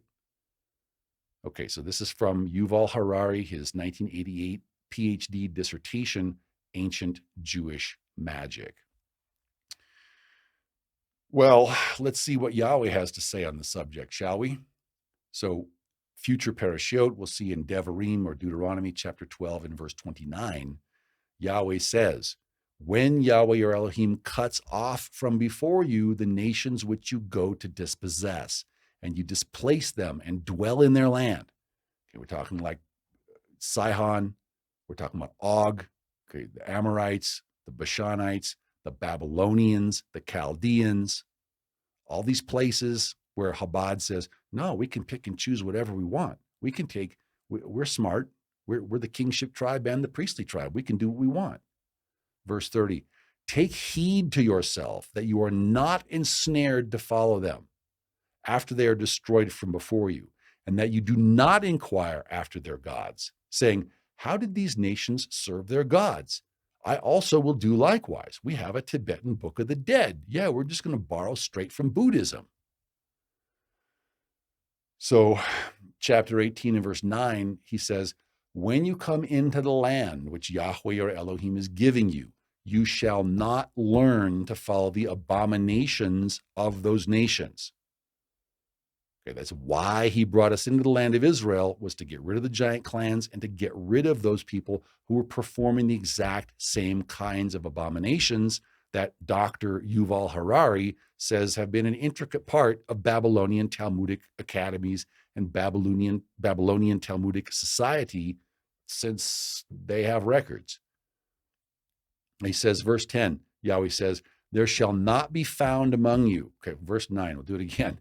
You shall not learn to follow the abominations of those nations. Verse 10, there shall not be found among you anyone who makes his son or his daughter pass through the fire, or one who practices witchcraft, like Dr. Harari says, a soothsayer, which is basically what Balaam is, or one who interprets omens. Okay, because we see Balaam practices sorcery. He practices augury. I used to practice augury back when I was a Buddhist, looking for truth in all the wrong place. And, let me just say this just for people so no one feels the need to go experiment. It works. Divination works. It's not good. There's this thing out there that all spirituality is good. Okay, there's good and bad spirits. There's one clean source, and then there's all these other counterfeits. So he says right there, he says, there shall not be found among you one who practices witchcraft or a soothsayer, a fortune teller, someone who interprets omens, or a sorcerer. And this is what Dr. Harari is saying, is if you were to look at the role of the sage in the Talmud, it is the role of a legislating sorcerer. Okay, let's continue. You also shall not have, verse 11, there shouldn't be one who conjures spells. We're going to see spelling in the Talmud, or a medium, or a spiritist, or one who calls up the dead. For all who do these things are an abomination to Yahweh. And because of these abominations, Yahweh your Elohim drives them out from before you. So again, we love Judah, but these things are not kosher. What Chabad.org asserts, that Judah can pick and choose and make their own patchwork quilt, we do not agree with that. And just to be clear, we also do not agree with these practices when Esav does it. I forget the name of the cathedral, but this is some Catholic building. If you can see right there, you've got the reptilian skin, the slit-shaped eyes, the fangs, the snake skin. Okay, so this is not okay. So we're not trying to give Esav a pass. We're not trying to give Ephraim a pass. We're trying to hold everyone accountable to Elohim and his words, because this is the only way we're going to be able to unify, is to get rid of these kinds of abominations by sticking closely to Elohim's word, the El of Ibrahim, the Elohim of Abraham. So, chapter 22 and verse 9, Then Elohim came to Balaam and said, who are these men with you?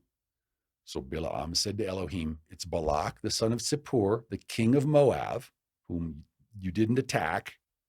He has sent to me saying, look, a people has come out of Egypt, and they cover the face of the earth. Come now, curse them for me. If you strike them in the spiritual, perhaps I shall be able to overpower them in the natural and drive them out. Verse 12, and I don't know how Elohim could be any clearer here. Elohim said to Balaam, you shall not go with them, and you shall not curse this people, for they are blessed. Because done. So Balaam rose in the morning and said to the princes of Balak, go back to your land, for Yahweh has refused to give me permission to go with you. Very simple. Verse 14, and the princes of Moab rose and went to Balak and said, Balaam refuses to come with us. So Balak sent more princes, more numerous and more honorable than the ones before. Verse 16, and they came to Balaam and said to him, thus says Balak the son of Zippor, get this, please let nothing hinder you from coming to me. He's saying, please don't let Yahweh hinder you from coming to me. Please ignore Yahweh. Okay, no means no, right? But what part of no are we not getting here? He says, for I will certainly honor you greatly, and I will do whatever you say to me. Just ignore Yahweh. Therefore, please come, curse this people for me. And so Balaam has the big dilemma, and this is a dilemma that every human being faces. Or at least every Israelite faces. Yahu, chapter 16 and verse 26, Yeshua asks us, what profit is it to a man if you're going to gain the whole world?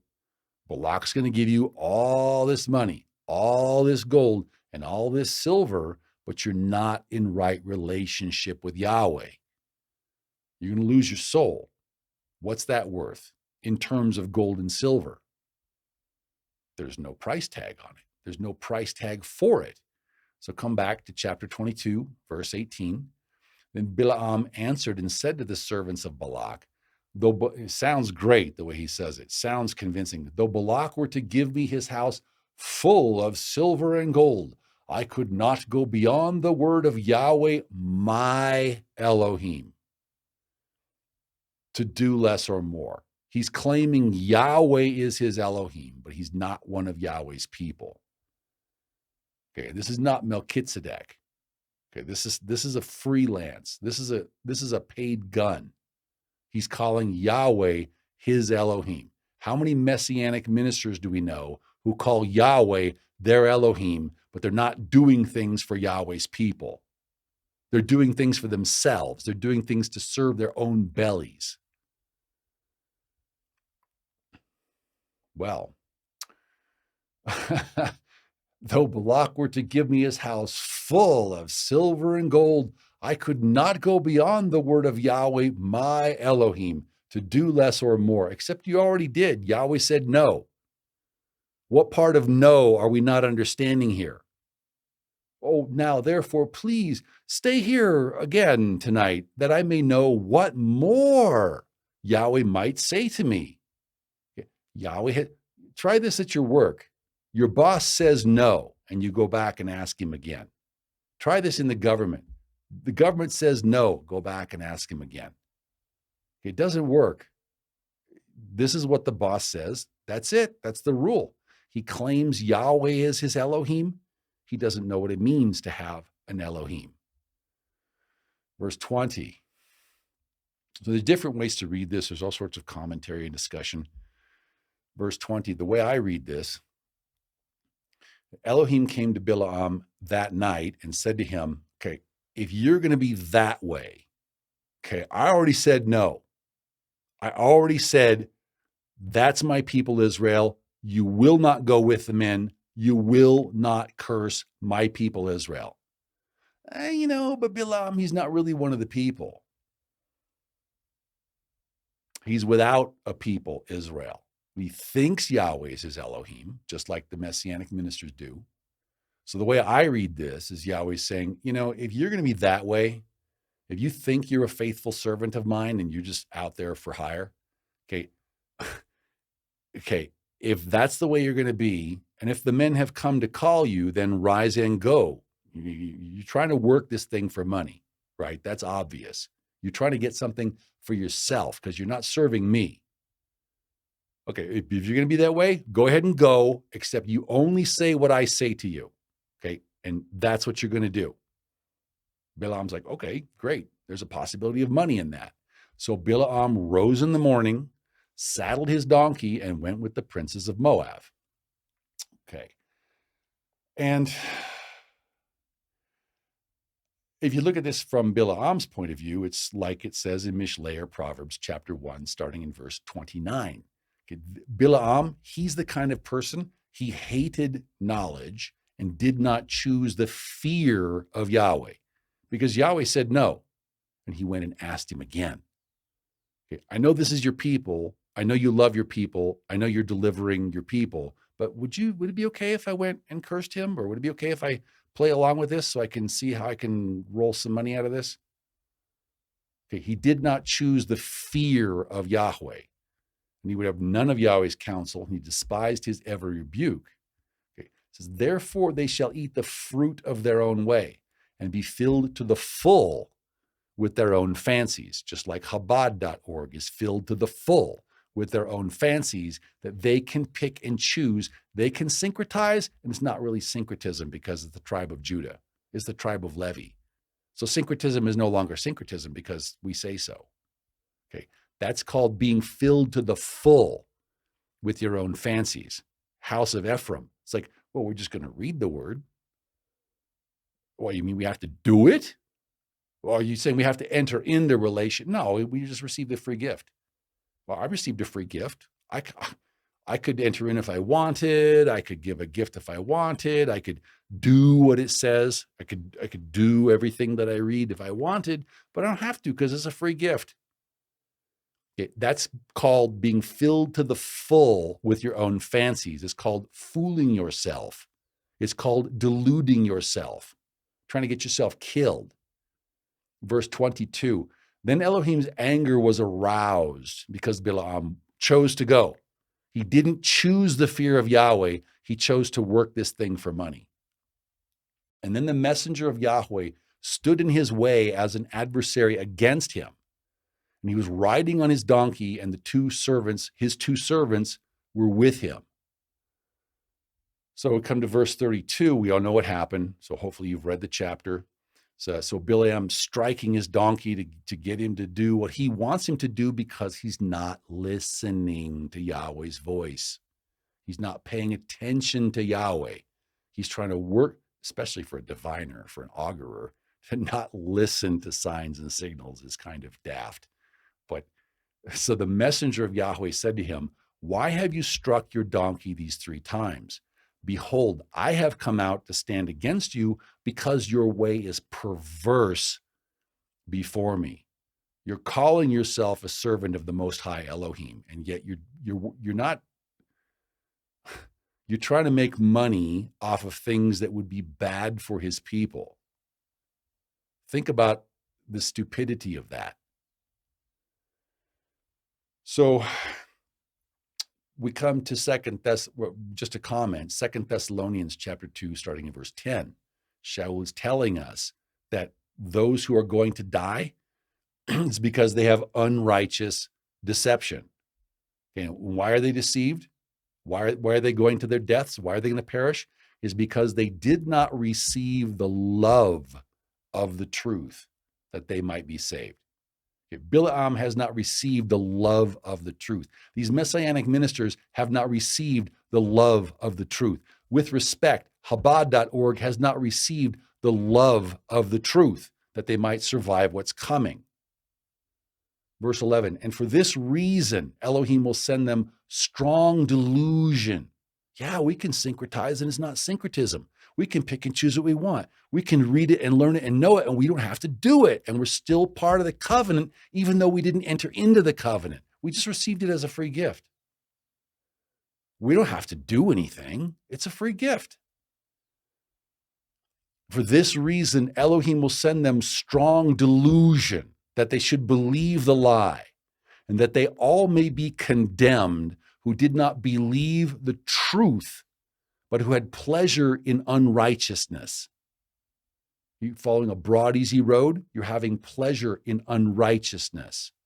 Balaam, that's a pretty broad, easy road. You're going to work the situation for money, even though it's bad for Yahweh's people. And Yahweh said not to go. In verse 34, Balaam said to the messenger of Yahweh, "Oh, I've sinned, for I did not know that you stood in the way against me," because I wasn't paying attention. "Now, therefore, if it displeases you, I will turn back." Okay, Yahweh already said, don't go. Now, if it displeases you, I will turn back. Just trying to work it. He doesn't have the love of Yahweh in his heart. He's not trying to please Yahweh. He's trying to work the situation to get money for himself. And I'm seeing names of Messianic ministers. I better just not say them. Verse 35. Then the messenger of Yahweh said to Balaam, if you're going to be Turkey, if you're going to be that way, go with the men, but only the word that I speak to you, that you shall speak. So Balaam went with the princes of Balak. Well, I asked. You asked for his permissive will as opposed to his perfect will. Verse 38. Then Balaam said to Balak, so he finally gets there in verse 38. Balaam said to Balak, look, I have come to you now. Okay, but do I have any power to say anything? Is it in my control what I'm supposed to speak? Okay, you're asking me to represent Elohim. So the word that Elohim puts in my mouth, that's what I need to speak.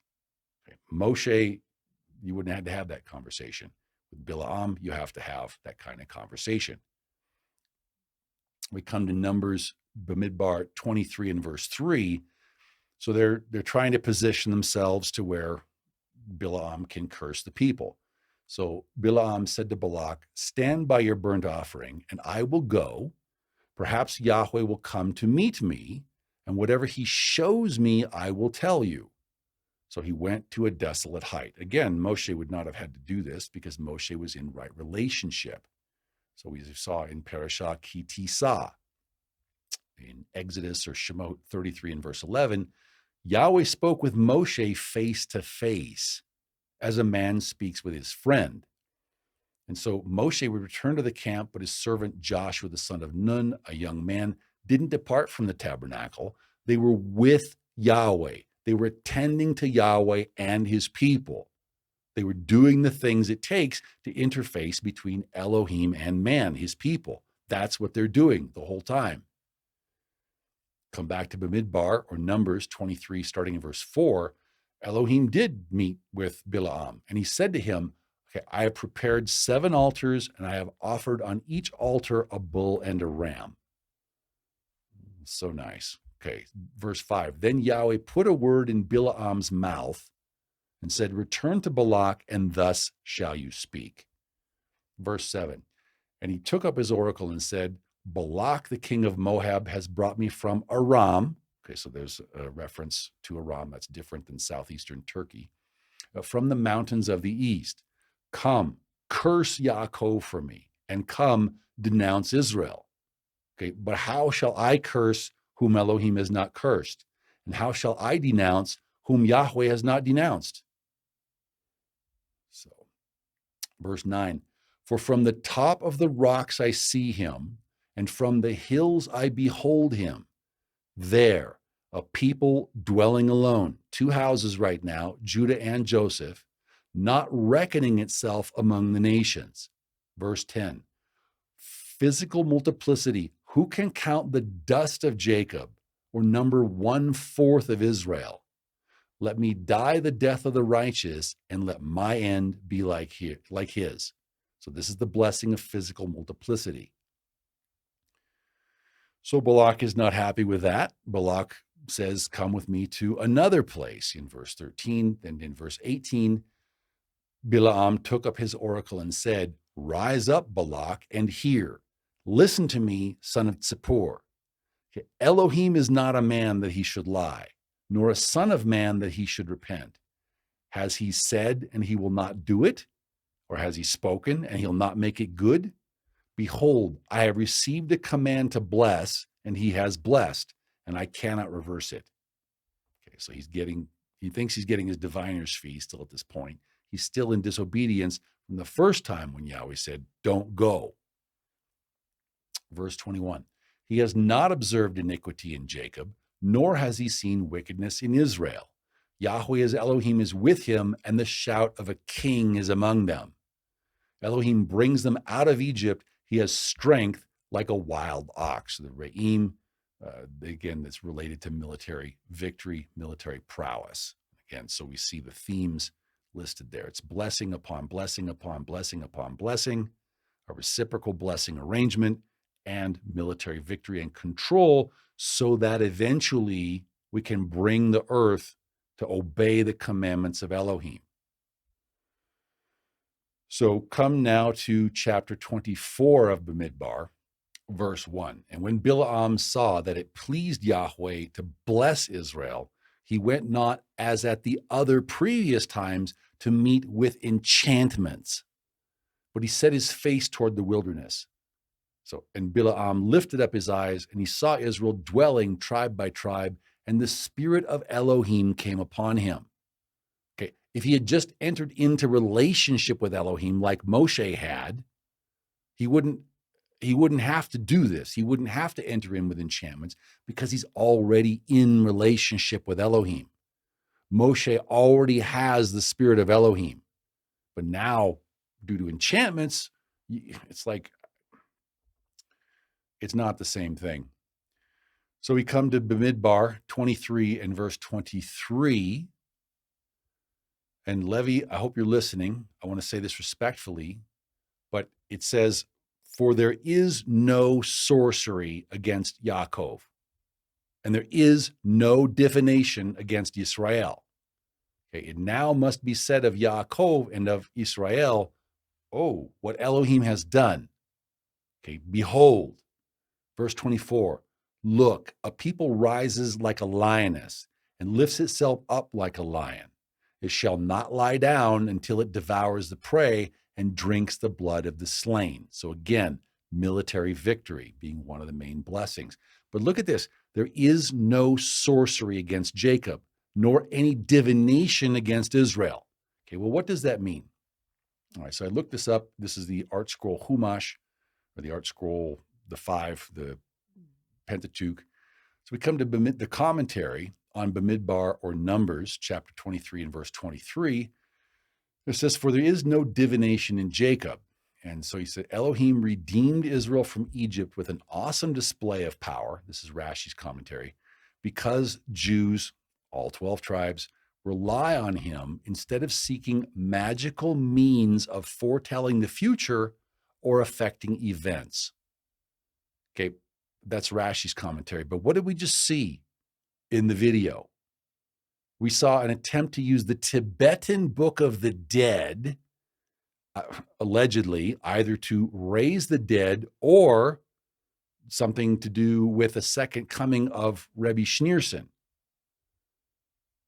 Okay, so forgive me, brother Levi, I love you, but isn't this what they call talking out of both sides of your mouth? Isn't this what they call double talk? Because you're going to say one thing this time and you're going to say something else the other time. And in both instances, it's a credit to Judah. But it's not how Judah plays it. It's not always correct. Let's continue reading. It says, one can only imagine the effect of this pronouncement on Balaam and Balak, for this prophecy made a sham of Balaam's mission. Amen. He should never have gone. If he had loved Yahweh, if he had received the love of the truth, he would never have gone. So he and Balak, the sorcerers, were trying to curse a nation that was blessed because it repudiated sorcery. Okay, in love, Levi, how has the tribe of Levi repudiated sorcery? And if they have, why is there so much sorcery in the Talmud? Why is it such a point? Why do we have pedophilia? Why do we have sorcery? Why do we have replacements for the commandments? in the Talmud. So here we go. You say, well, give me an example. Okay, so Babylonian Talmud tractate Sanhedrin 65b. This is from the Sefaria website. Okay, so indeed, Rava, so a rabbi, created a golem. So golem is kind of like a clay, kind of like a Frankenstein's monster, but clay. So it's like Yahweh formed Adam from clay, and that's what you have as a golem. So using the forces of sanctity. So Rava created a man, according to the Talmud. Rava sent his creation before Rabbi Zaira. Rabbi Zaira would speak to him, but he would not reply. Rabbi Zaira said to him, "You were created by one of the members of your group, one of the sages. Return to your dust." Okay, that's one example. The Gemara relates another fact substantiating the statement that the righteous could create a world if they so desired. Excuse me? Rav Hanina and Rav Oshaya would sit every Shabbat Eve and engage in the study of Sefer Yetzirah. This is another tractate, another book. And a third-born calf, so not a firstborn, but a third-born calf, Igla Tilta, would be created for them, and they would eat it in honor of Shabbat. That's not sorcery? Okay, let's come to Tractate Sanhedrin 67b. The Gemara relates, a man named Yanai arrived at a certain inn. He said to the innkeepers, "Give me water to drink." They brought him flour mixed with water. He saw that the lips of the innkeeper woman were moving, and he cast a bit of the drink to the ground, and it turned into scorpions. And then he understood that the innkeepers had performed sorcery on the drink. Okay, I thought there was no sorcery against Jacob. I thought you're not supposed to have to worry in Israel against someone cursing you. Okay, so Yanai said to them, "I drank from yours," which looks like he didn't, so he lied. "So I drank from yours, you too drink from mine." And he also performed sorcery on the drink. He gave it to her to drink, and she turned into a donkey. That's not sorcery?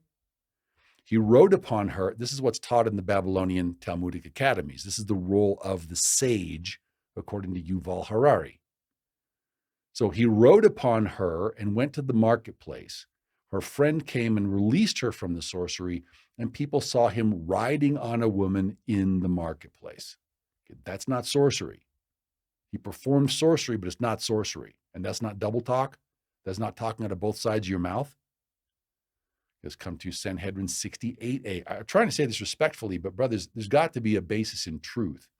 You can't just say things both ways. You can't have your cake and eat it too. You know, if you ate it, it's gone. You don't still have it.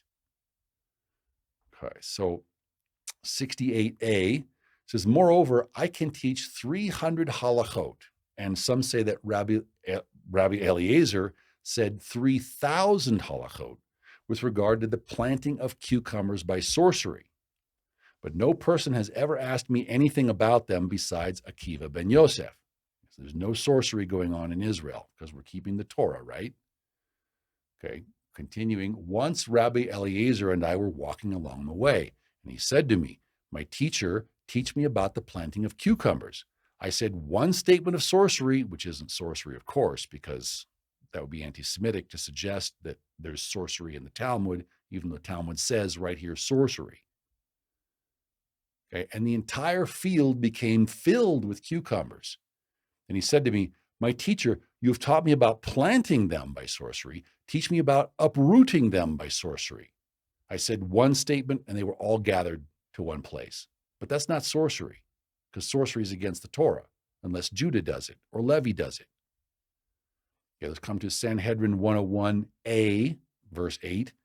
"The sages," the legislating sorcerers of Babylon, "the sages taught in a baraita, or an entry, with regard to demons of oil and demons of eggs." In other words, demons consulted by means of oil and eggs, respectively. "It is permitted to consult them but it is futile to do so due to the fact that they deceive. Okay. And again, the reason we bring this up is because we are looking forward to Ezekiel 37. Judah has already taken a stick for himself. Judah is back in the land. Judah is doing some things much, much, much better than Ephraim.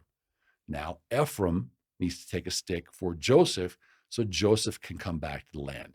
And when that happens, what are we going to do with the Talmud, which won't let Joseph come home because we're all under a death curse? But so here we have Talmud Sanhedrin 101a8, the next line. One may whisper an incantation for healing over oil that is in a vessel, but one may not whisper an incantation that's over oil that is in one's hand. And then they go into this long thing about how you can receive, if someone brings you oil in their hand, you can use that, but you can't, they put it in there? No. So if someone brings you oil in their hand, you can receive it from them and put it on your body because they couldn't have whispered an incantation over it. But if they brought it to you in a flask or in a bottle, now you have to be afraid. So, brothers, how does this line up? Okay, if you're able to pick and choose and take, and this not syncretism, okay, how does this square with the text? How does this square with Bamidbar 23:23? There is no sorcery against Jacob, nor any divination against Israel. You don't have to be afraid of these things because he who is in us is greater than he who is in the world. He who is in us is greater than he who is in them. When you're with Yahweh, what worries do you have? When you're with Yahweh, how can anyone stand against you? Okay, so we come now to chapter 24, verse 1. Now, when Balaam saw that it pleased Yahweh to bless Israel, he did not go as at other times, continuity verse, to seek to use sorcery, but rather he set his face toward the wilderness. Maybe he's listening for Yahweh's voice now. It's like, he doesn't want me to use sorcery to curse Israel. He's starting to get it. But he set his face toward the wilderness, and Balaam raised his eyes and saw Israel encamped according to their tribes, and the spirit of Elohim came upon him. Praise Yah. Verse 3, then he took up his oracle and said, the utterance of Balaam the son of Beor, the utterance of a man whose eyes are opened, the utterance of him who hears the words of Elohim, because now maybe he's listening, who sees the vision of the Almighty, who falls down with eyes wide open. Verse 5, how lovely are your tents, O Jacob, Judah and Joseph, both houses, 12 tribes or 13 tribes. How lovely are your dwellings, O Israel, like valleys that are stretched out, like gardens by the riverside, like aloes planted by Yahweh, like cedars beside the waters. Great blessings. Verse 7, he shall pour water from his buckets, and he's going to have plenty of water, and his seed shall be in many waters. Going to have plenty of water one day. His king shall be higher than Agag, and his kingdom shall be exalted. Elohim brings him out of Egypt. He has strength like a wild ox, be militarily successful. He shall consume the nations, his enemies. He shall break their bones and pierce them with his arrows. These are prophecies over both houses at this point. Verse 9, he bows down. He lies down as a lion, and as a lion, who shall rouse him? Blessed is he who blesses you, and cursed is he who curses you. Again, the reciprocal blessing agreement. Then Balak's anger was aroused against Balaam, and he struck his hands together. And Balak said to Balaam, I called you to curse my enemies, and look, you have bountifully blessed them these 3 times. So we come then to verse 15, and it just continues. So he took up his oracle and said, the utterance of Balaam, the son of Beor, the utterance of the man whose eyes are opened, the utterance of him who hears the words of Elohim. I should have started that a long time ago. And has the knowledge of the Most High, who sees the vision of the Almighty, and who falls down with eyes wide open. Verse 17, I see him, but not now. I behold him, but not near. A star shall come out of Yaakov, a scepter shall rise out of Israel, and batter the brow of Moab, and destroy all the sons of tumult. Additionally, Edom shall be a possession. Seir also, his enemies, shall be a possession, while Israel does valiantly. So again, blessings of military victory, blessings of blessings, just blessings all the way around. Verse 19. Out of Jacob one shall have dominion and shall destroy the remains of the city. And he looked on Amalek, and he took up his oracle and said, Amalek was first among the nations, but he shall be last until he perishes. Verse 21. And he looked on the Kenites, and he took up his oracle and said, Firm is your dwelling place, and your nest is set on the rock, in the rock. Nevertheless, Cain shall be burned. How long until Asher carries you away captive? Verse 23. He took up his oracle and said, Alas, who shall live when Elohim does this? But ships shall come from the coasts of Cyprus, and they shall afflict Ashur and afflict Eber, and shall afflict Amalek until he perishes. So Balaam rose and departed and returned to his place, and Balak also went his way.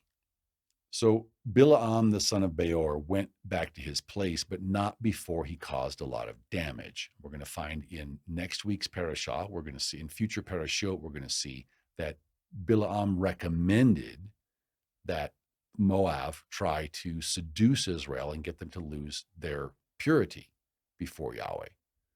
So we'll see that in upcoming parashot, but we see in chapter 25, now Israel remained in Acacia Grove, which is Abel Shittim, and the people began to commit harlotry with the women of Moab. And we'll see again that this was Balaam's suggestion. We'll see that in future parashot. Verse 2, they invited the people to the sacrifices of their false Elohim, and the people ate and bowed down to their false Elohim. So Israel was joined with the Moabite women, and because of that, Israel was joined to Baal of Peor. And the anger of Yahweh was aroused against Israel. Yahweh doesn't like that. Verse 4, so Yahweh said to Moshe, take all the leaders of the people and hang the offenders before Yahweh out in the sun, that the fierce anger of Yahweh may turn away from Israel for sexual immorality, for idolatry. So Moshe said to the judges of Israel, every one of you kill his men who were joined to Baal of Peor. Verse 6. While this is going on, so the people are being hung, the leaders are being hung out in the sun, and those who worship Baal of Peor are being put to death.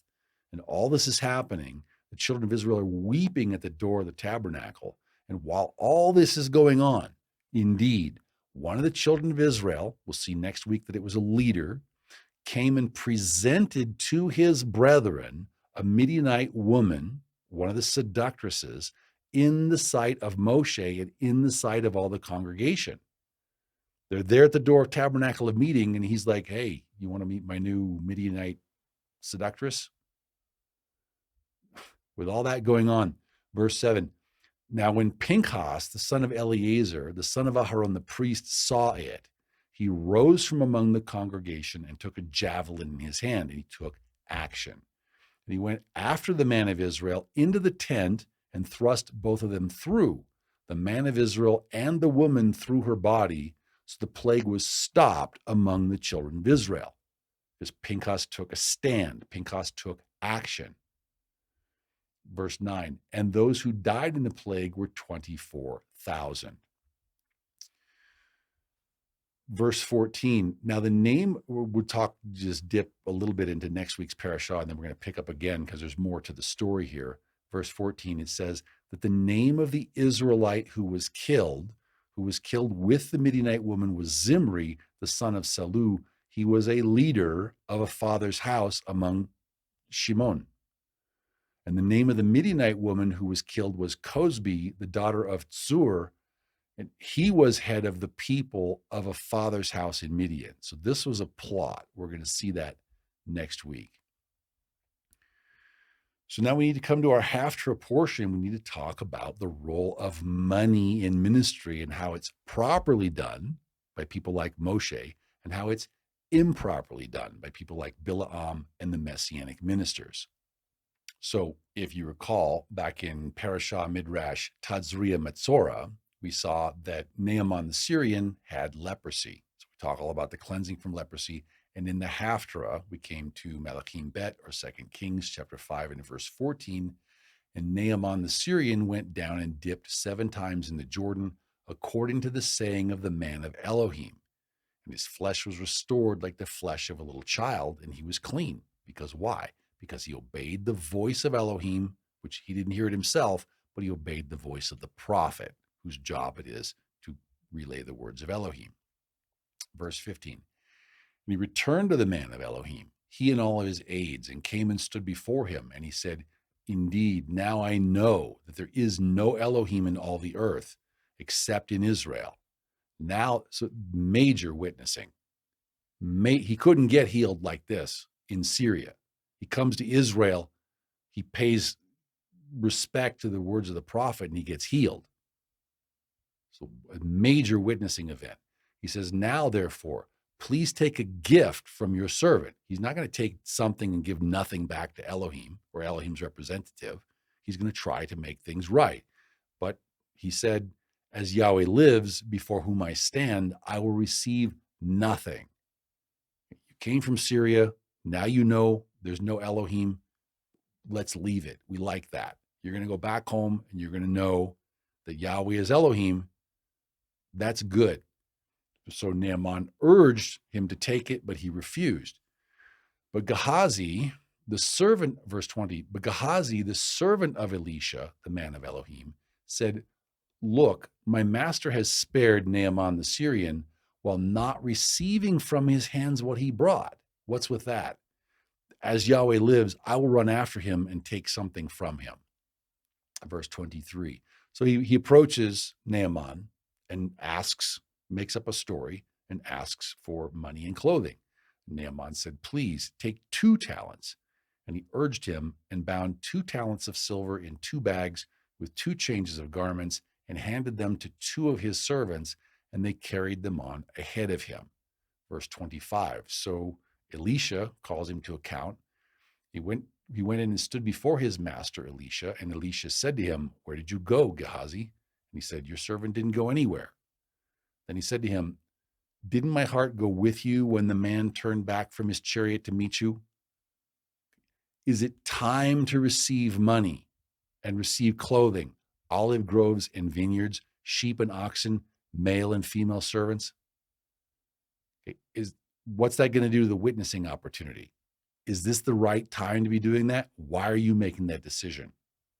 Verse 27, therefore the leprosy of Naaman shall cling to you and your descendants forever. And he went out from his presence leprous, as white as snow. And I think about the Messianic ministers and how they're effectively following the same pattern as Balaam. They're doing things for money rather than doing things to help Yahweh build his nation Israel. Completely different. Completely different. So come to 1 Timothy chapter 6, starting in verse 6, Shaul tells us that righteousness, obeying Yahweh's commandments with contentment, is great gain. If you're going to obey the covenant, you're going to enter into the covenant, and you're happy, that's great gain spiritually. He says, for we brought nothing into this world, and it's certain that we can carry nothing out. That's why, having food and clothing, we shall be satisfied with these. It continues in 1 Timothy chapter 6 and verse 9. He says, but those who desire to be rich, they're going to put money in between them and Elohim. They fall into temptation and a snare, and into many foolish and harmful lusts, which drown men in destruction and perdition. He says, for the love of money is a root of all kinds of evil, for which some have strayed from their faith in their greediness and pierced themselves through with many sorrows. And brethren, if you really stop and think about what this says, how many Messianic ministers allow money to influence their preaching? How many of the book salesmen are going to let book sales be a factor in their preaching? In other words, keeping their ministry alive is the main priority as opposed to serving Yahweh's people and obeying the covenant. So we also want to talk about Micah 6, but I figured as long as we're here, we're going to start in Micah 5 and verse 1. We mentioned this a few parashiot ago. Micah 5 and verse 1 says, "Now gather yourself in troops, O daughter of troops. He has laid siege against us, and they will strike the judge of Israel with a rod on the cheek." And that's in reference to Yeshua. We were talking about Zechariah chapter 13 and verse 7. It says, "Awake, O sword, against my shepherd, against the man who is my companion," says Yahweh of hosts. "Strike the shepherd, and the sheep will be scattered, and then I will turn my hand against the little ones." So we talked about striking the rock twice. So here we have in Mark 14 and verse 27, Yeshua said to them, "All of you will be made to stumble because of me this night, for it is written, I will strike the shepherd, and the sheep will be scattered." Talking about striking the rock. Now in verse 2, it says, "But you, Bethlehem Ephrathah, though you are little among the thousands of Judah, yet out of you shall come forth to me the one to be ruler in Israel, whose goings forth are from of old, from everlasting." Now, respectfully, when I was contacted and asked to play the role of Mashiach ben Yosef, I don't come out of Bethlehem Ephrathah, and it's a majority Muslim town now. There's a small Christian minority. I believe there's some Jewish settlements. How are you going to get a Mashiach to come out of Bethlehem Ephrathah when it's currently in Muslim control? Okay, that's not going to work. Plus, we've already seen that the time frame is passed. The time frame in question is back at the end of the Second Temple period, the end of the Second Temple era. So that's when Mashiach Nagid came. He also happened to be born in Bethlehem Ephrathah. And verse 26 tells us Messiah will be cut off, but not for himself, before the end of the Second Temple period, before the Second Temple was destroyed. Okay, so now let's come to Micah 6, starting in verse 1. And we've been talking a lot about how Israel has complained against Yahweh, how our forefathers, both Judah and Joseph, complained against Yahweh. Verse 1, "Now hear what Yahweh says.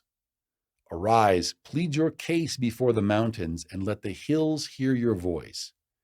Verse 2, "Hear, O you mountains, Yahweh's complaint." We have complained against Yahweh. Now let's hear Yahweh's complaint against us. Okay, "And hear, you strong foundations of the earth, for Yahweh has a complaint against his people, and he will contend with Israel." So it's time for us to straighten up. Verse 3, he says, "O my people, what have I done to you? And how have I wearied you? Testify against me. I offered you a covenant when I sprung you from Egypt. You said you accepted." Verse 4, "So I brought you up from the land of Egypt.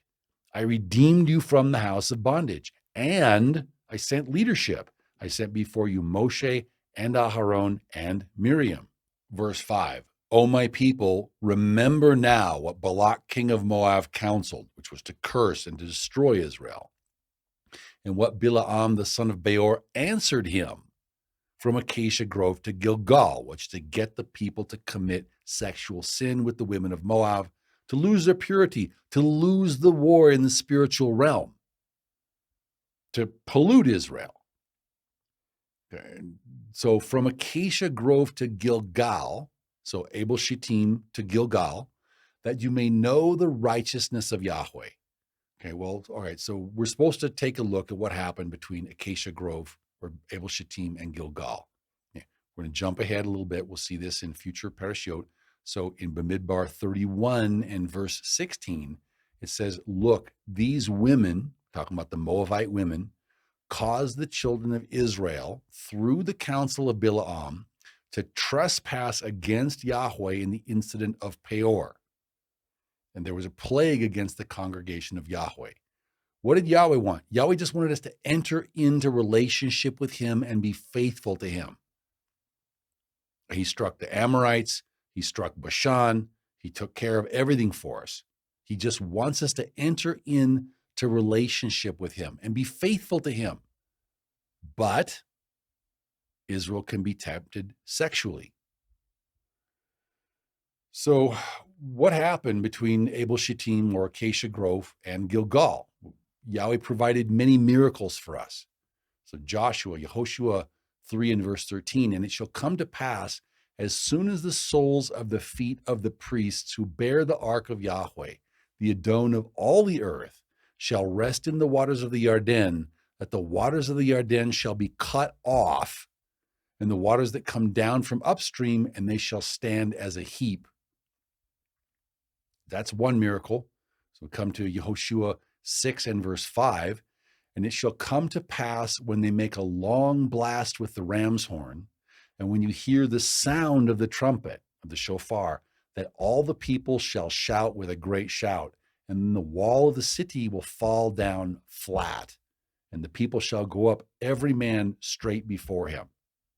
Another miracle. He just wants us to be faithful. He just wants us to enter into covenant with him, and then he will provide these miracles for us.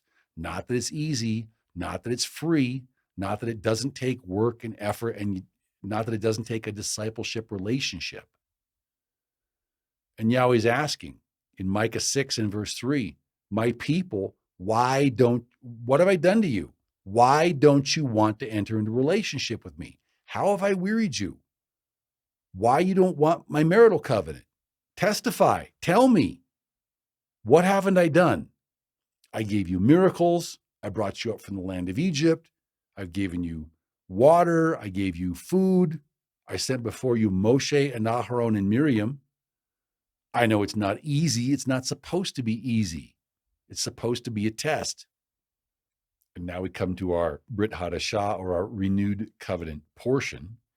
And we're going to come first to Maaseh, or Acts chapter 8, starting in verse 9, where there was a certain man called Shimon, who had previously practiced sorcery in the city and astonished the people of Samaria, claiming that he was someone great, and to whom they all gave heed, from the least of them to the greatest of them, saying, this man is the great power of Elohim. Now, obviously, they're making him out to be a great sorcerer. So he doesn't saddle, we don't read that he saddles his donkey in the morning, but the idea we've got here is this is someone who has been great in the occultic, or the black magic, or the augury, or the sorcerer realm. Verse 11. And they heeded him because he had astonished them with his sorceries for a long time. So there is power in black magic. It's just not good. Verse 12. But when they believed Philip as he preached the things concerning the kingdom of Elohim in the name of Yeshua HaMashiach, both men and women were immersed. So people are getting saved. People are coming into right relationship with the kingdom. Verse 13. Then Shimon himself also believed, and when he was immersed, he continued with Philip, and was amazed, seeing the miracles and the signs which were done in the power of the Spirit. Verse 14. Now, when the apostles who were at Jerusalem heard that Samaria had received the word of Elohim, they sent Kepha and Yohanan to them, who, when they had come down, prayed for them that they might receive the set-apart Spirit. For as yet, it says he, but she, ruchot is a feminine, for as yet she had fallen upon none of them. They had only been immersed in the name of the Master Yeshua. So they're not operating in the Spirit yet. And this, to me, is where the vast bulk of the Messianic and Ephraimite movement is at. They've been immersed in Yeshua's name, and so many of them, they've received the immersion, but they quench it. They put other things in between them and obeying Yeshua and obeying the Spirit. So this is very analogous. A lot of people, but if you don't have Yeshua's Spirit and you're just trying to follow his words, it's not the same thing. Verse 17, then they laid hands on them and they received the set-apart Spirit, and hopefully they didn't quench it. Verse 18, And when Shimon saw that through the laying on of the apostles' hands, the set-apart spirit was given, he offered them money, saying, "Give me this power also, that anyone on whom I lay hands may receive the set-apart spirit." So can you see his misunderstanding? It has to do with money rather than with getting yourself into line with Elohim and his spirit. Verse 20, so Kepha said to him, "Your money perish with you, because you thought that the gift of Elohim could be purchased with money. You have neither part nor portion in this matter, for your heart is not right in the sight of Elohim. You've got the cart before the horse. You're doing things backwards. You're doing things the wrong way." And when I read this passage, I just have to think about Ephraim's ministers. Okay, I want to be respectful about this, but again, we had a young Messianic brother write us recently, and I want to be respectful. But the offer was, can we collaborate? Can we work together? And the answer is no, we can't, because Yeshua has a program. And our job is to enter into his program, not to make up our own collaborative efforts and organizations and these kinds of things. And again, Ezekiel 37 might be fulfilled. It might be a political entity, but it's different than that. Our focus needs to be on serving Yahweh according to hearing his voice, doing what his voice says to do, including all of his written commandments. And if we can't do that, if we can't enter into his program, like it says in the renewed covenant, then we're not really ready to be exemplars to the flock, which is what leadership is all about. So again, to be respectful, sounds like some great things going on with that brother. But we really have no freedom or latitude or leeway to make up our own programs, to collaborate in ways outside the bounds of what's established in the renewed covenant. So I just wanted to add that thought. I had that thought after we did the presentation last week. I just wanted to add that thought that it's critical that we enter into Yeshua's program and that we not attempt to try to make up programs or ministries of our own. The commandment, if you read 1 Corinthians 1 and many other passages, we're commanded to have a single faith, a single body, a single foundation of apostles and prophets, a single doctrine, a single halakha, which needs to be Yeshua's, or else we're establishing separate kingdoms. And that's just what I see so many of the Messianic. I don't know. I mean, if you're not working with Nazarene Israel, then to me it's not clean, because we're establishing our own ways of doing things. And Yeshua said, when the Son of Man returns, will he find the faith on the earth? Not will he find people collaborating? Will he find people making up their own thing? People making their own ministries, setting up seminaries that teach Trinitarian doctrine, these kinds of things. These are, I don't know. I read passages like Yeshayahu 56, starting in verse 10, and I just can't help but think of Ephraim. And I know this applies to Judah also, but I don't know enough about how you guys are structured yet. But verse 10, I know how you should be structured. I don't know how you are structured, because it's not the same thing. Verse 10, it says, his watchmen are blind. They're all ignorant. They're dumb dogs. They cannot bark. Sleeping, lying down. They love to slumber. They're taking life easy. They've got a broad, easy road they're establishing for themselves. Verse 11, yes, they are greedy dogs, which never have enough, because they're selling. Yahweh's giving them the revelations for free, and they're selling them for $29.95. Okay. They are shepherds who can't understand. They're like Balaam. They've got their own program going on. They're not entering into relationship with Yahweh and his people. They're not entering into Yeshua's renewed covenant. Rather, they're all looking to their own way. They're going to make their own ministry. Insert your name here, ministries. Everyone for his own gain just like Balaam, and everyone from his own territory, because you're not like the Levites who don't have, you have territory assigned, but your job is to focus on Elohim and his service. And Ephraim is just doing anything but that. They want to learn about Yeshua, but they don't want to enter into renewed covenant relationship with the vine. So let's be real. How is that different than Balaam? Okay, we know from Hosea that right now we are lo ami, not his people, but now we are called to come back and become ami, his people. But if we were removed from being his people because we weren't keeping his standards in the first place, then how are we his people now if we're not willing to keep his program? We're not willing to do the things Yeshua says to do. I just wonder sometimes what people think. Well, Ephraim, I pray so hard that Yahweh is going to help me to understand Ephraim and to understand how to reach you all. Because you take a look at the numbers of views, and you take a look at the numbers of people who are entering into Yeshua's program, and it's kind of like the difference between the 4,000 and the 5,000 and the 12.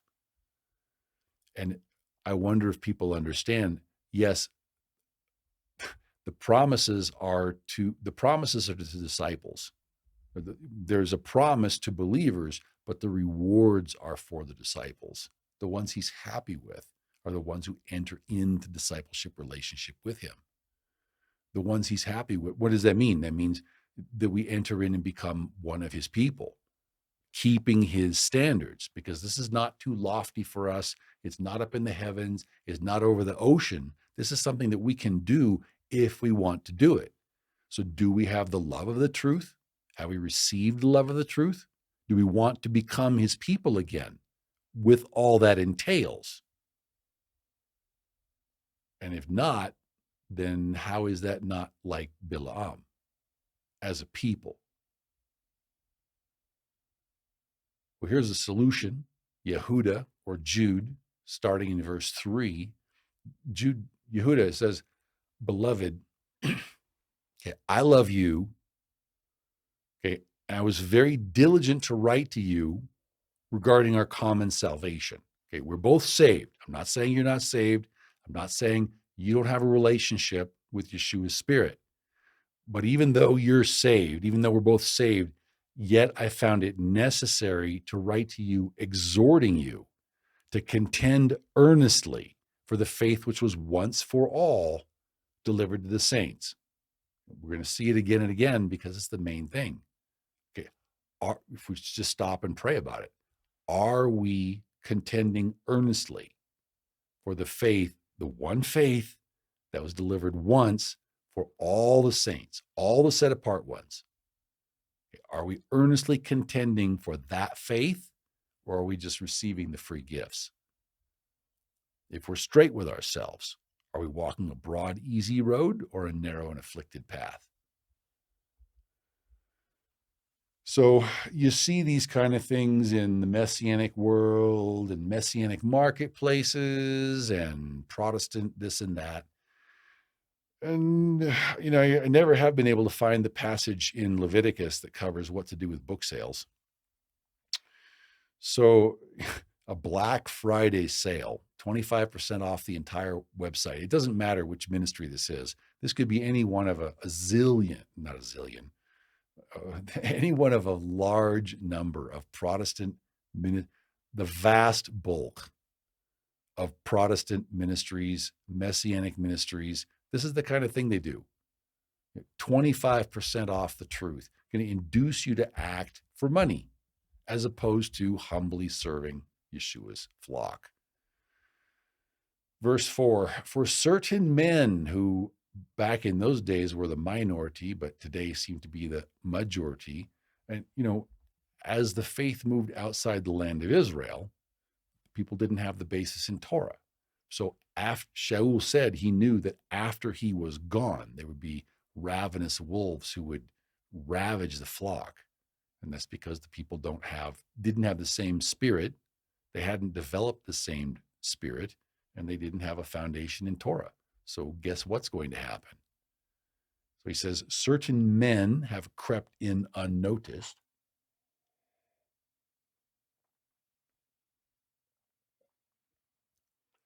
who long ago were marked out for this condemnation, to be filled with their own fancies, to think that they can profit off of Elohim, as opposed to serving Elohim, like Balaam, like the Messianic book salesman, like the ministers. They've crept in unnoticed. No one knew, except for Shaul, except for the ones with the Spirit, who long ago were marked out for this condemnation, because you have to have resistance to fight against to get stronger. These are unrighteous men, which in context means they're not keeping the Torah. That's what righteousness is obedience to Elohim's commandments. They're not listening for Yahweh's voice, and they're not doing what he says, and they're not doing the written commandments. They're not entering into Yeshua's program. They've got their own programs. They turn the favor of our Elohim into lewdness, meaning just do what you want, claim the name, and then do what you want, and deny the only Yahweh Elohim and our Adon Yeshua HaMashiach. And when he says deny, that doesn't mean he's saying that they say, oh no, Yeshua is not Mashiach and Yahweh is not Elohim. That means they're not handing their lives over. They're still carnal. They're still fleshly. They're still following the Yetzer Hara. And I don't know how many people I have seen. It's like you can't get them interested in taking part of the body, unless they come up with an idea to make money off the body. All of a sudden, now they're interested. This is the same spirit as Balaam.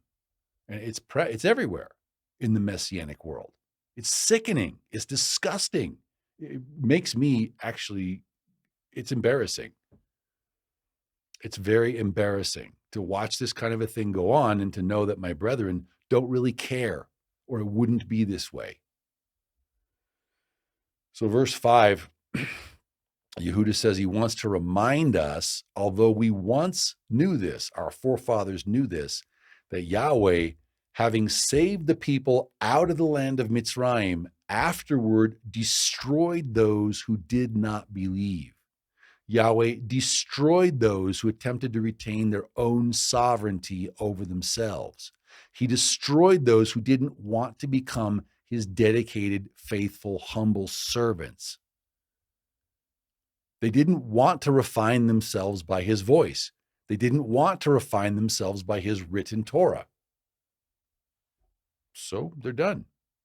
And I think when people think about it in those terms, from what I have seen, Messianic Ephraim, they just don't take Yahweh seriously. It's like we're not when we read the Torah portion, we need to be reading and seeing, am I really in compliance with this? Am I really doing this? Or does this apply to me also? That's how you read the Torah portion. So people have forgotten. Maybe they never knew. Okay, you can't say you believe. And I just imagine all through the wilderness, they're claiming, well, we're Israel, we're Yahweh's people, because Yahweh's giving them everything, but they're not on board. They're not trying to become Yahweh's faithful Proverbs 31 war bride. They've got their own plan. They've got their own program, and most people will listen to it. Most people will accept it. So off they go to their destruction.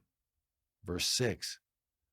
And then he compares it to, and this refers to the first book of Enoch, book of the Watchers.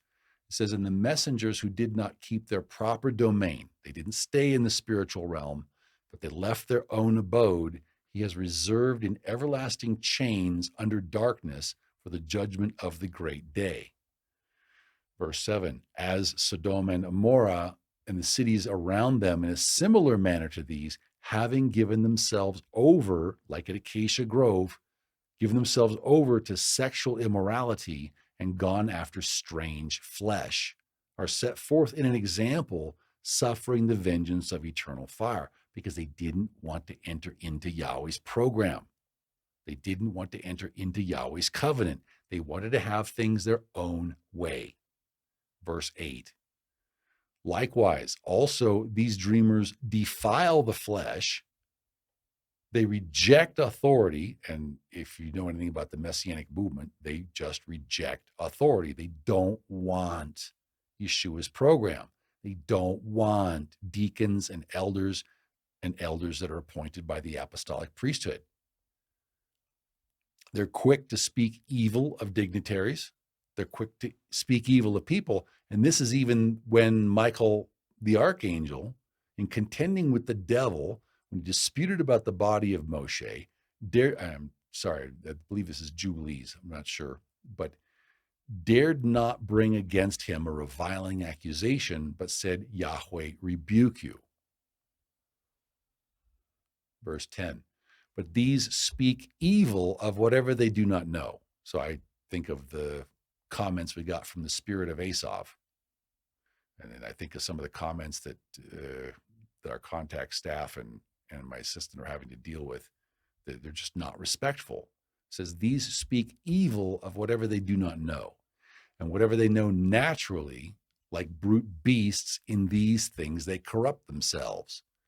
Woe to them, for they have gone in the way of Cain, and they've run greedily in the error of Balaam for profit. So they're letting a profit motive influence them. It's just that simple. And they've perished in the rebellion of Korach because they didn't submit. They maintained their own sovereignty. And this is really scary when you think about Levi, because Levi doesn't understand the need to submit and let Yahweh's Torah be the only Torah. Levi thinks they get to rewrite Yahweh's Torah and do things their own way, and they don't. Verse 12, these are spots in your love feasts. Okay, because that's what it's supposed to be. It's supposed to be a love feast. You're supposed to love each other, which also includes rebuking and reproving each other. But if you say one word to an Ephraimite, bang, they are out the door. One word of discipline, one word of rebuke, Ephraim, they're gone. So it's, brothers, when we read these passages in the renewed covenant, are we applying them to ourselves? Or are we just assuming we got the call, so we're already chosen? I'm worried for people. I lose sleep for people. I'm worried for our people. It says, these are spots in your love feast, which today, back in the first century, apparently was a minority. Today, it's just the majority because they haven't been properly trained. They don't know what the renewed covenant actually says to do. And that's why they're feasting with you without fear of Yahweh, like Balaam did not choose the fear of Yahweh, serving only themselves, just like Balaam served only himself and not the nation and not Yahweh. They're clouds without water. It looks like a cloud, but it's not. There's no water. Symbolic of the Spirit. Is carried about by the winds, but not by Yahweh's Spirit. They're late autumn trees without fruit, twice dead, pulled up by the roots, verse 13. Raging waves of the sea. Listen to some of the Protestant ministers out there. Listen to some of the Messianic ministers out there. They're raging waves of the sea, foaming up their own shame because they're not helping to establish what Yeshua said to do. They're not obeying the renewed covenant, and they're making money upon money, hand over fist. They're buying airplanes. They're buying all kinds of things. They're not doing the job. They're not teaching the truth. They're like wandering stars for whom is reserved the blackness of darkness forever. And in Enoch, a wandering star, that's the stars are representative of spirits. That's the symbology. Verse 14. Now Enoch, the seventh from Adam, prophesied about these men also, saying, behold, Yahweh comes with 10,000s of his saints to execute judgment on all, to convict all who are unrighteous, meaning all who do not obey the Torah among them.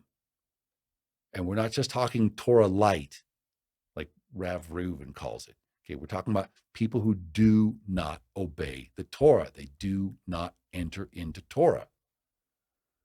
So he's going to convict all of those who aren't actually doing his word, who are building on the sand. They're not building on the rock because they're not doing what the rock said to do.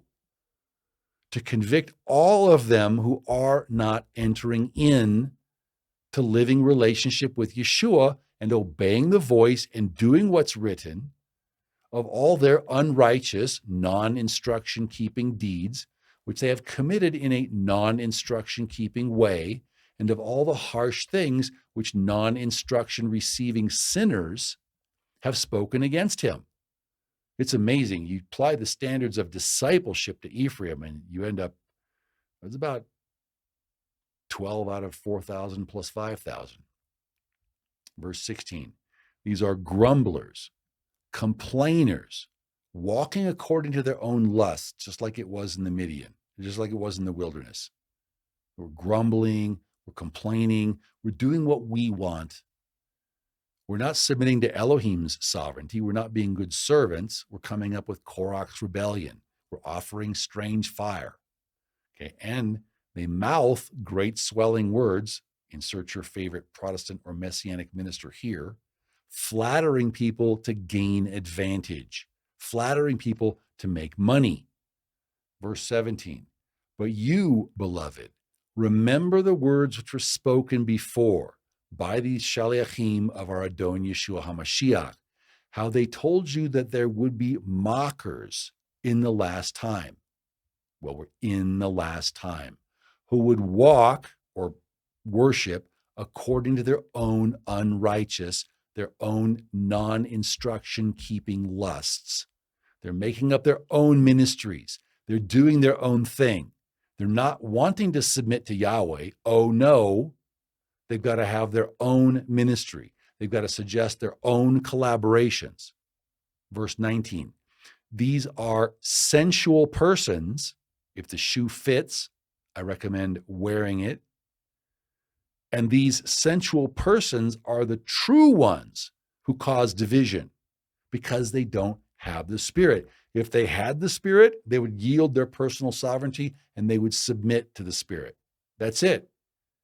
When you have the Spirit, she's a lady. You have to invite her in and make her feel comfortable. She has to feel warm and welcome. If you don't welcome her in, she won't stay. Okay. The ministers and the sheep and the goats and the cows, that they don't want discipline. They want a broad, easy road that they can sell as if it's a disciplined road. Okay. Why? Because they're sensual. They're carnal. They're still fleshly. They're still following the Yetzer Hara. Those are the ones who are truly causing divisions. Okay. If they had the Spirit, everything would work because the Spirit would say, everyone submit. First, we submit to the Spirit. Then we submit one to another in the Spirit. And when we do that, then we have to do what the Spirit says to do, which are the instructions in the renewed covenant. If we're not keeping, if we're not obeying, if we're not submitting to the instructions that are there in the renewed covenant, then we're not showing fruits of the correct Spirit. You have to show the right fruit or you're not a good tree. And every tree that does not bear good and proper fruit is cut down and thrown into the fires of the tribulation, which are coming up. Verse 20, but you, beloved, building yourselves up on your most set apart faith, not your partially set apart faith, not your faith that you wish was set apart because it's a broader, easier road than the one that's in Scripture as the most set apart faith. Praying in the set apart Spirit without ceasing means you're listening also without ceasing. Without ceasing, as in not playing games with it. Verse 21, keep yourselves in the love of Elohim. That's what Balaam didn't have. That's what the Protestant ministers don't have. That's what the Messianic ministers don't have, is the love of Elohim, or they would submit to Yahweh's program. They would submit to Yeshua's program, They would get themselves in right relationship with the vine and they would stay there. Because when you're with someone you love, you don't want to go anywhere. You don't want to do anything. You just want to be with them. You want to help them. We're seeking to be the bride. A bride is described as a helper. Are we helping him? Or are we just receiving our free gift and glorying in the fact that we're not helping him? Because the flesh likes it better. There's no discipline, no money, no time. Do what we want. Are we receiving the free gift? And then are we submitting? Verse 24, so important. Now to him who is able to keep you from stumbling. That means if you will focus, and I hate to say this, but it's kind of like how Israel passed through the wilderness and the older generation had to die. And it was the younger generation that actually entered the land. So in the first Pesach, you had a sudden exodus and then 40 years wandering and refinement in the wilderness. Now we have the flip. So in the Feast of the Seventh Month, now you have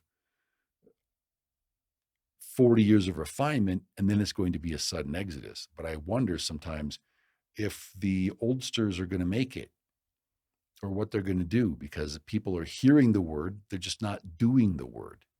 So we pray that the youngsters will find this valuable, that the youngsters will want to learn this, because this affects the world that they're going to live in.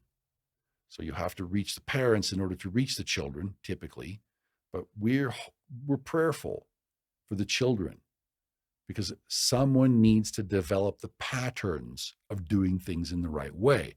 We want to encourage children to obey their parents, but if your parents aren't in the Torah, you need to bring it to their attention, because that's what it means not to quench the spirit. You have to be wise. You have to be respectful about how you do it, obviously. But there's a role for everyone to play if we're going to please him who is able to keep us from stumbling. Okay, do people understand that's the goal? Do people understand what a lofty goal that is? And to present us faultless because we're listening to the Spirit and doing what she says. You don't have to be a brain surgeon. You just have to be disciplined. You just have to be willing. Education is nice. Education is helpful. Education is good. But if we're not willing to enter in, if we're not willing to submit first to his Spirit and then one to another in the Spirit, we are already stumbling. We have a fault, because that is the goal. And there's just so few people who are even teaching the true standard. It's mind-boggling. And I just have to remember that we're in process. Our people are in process.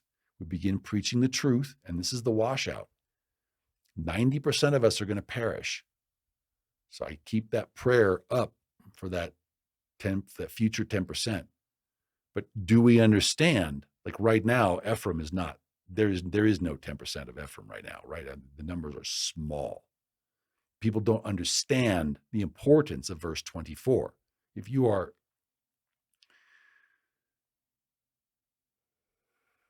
a parent or if you're a child, understand the importance of verse 24. If we will submit to the extent and the degree that he wants us to submit to his Spirit, they will stop us from stumbling. It will prevent us from taking a fall, and we will be presented faultless, because that's what he wants, is that we all submit to the Spirit and are moved by the Spirit. Hand over the steering wheel, hand over the keys, move to the passenger seat.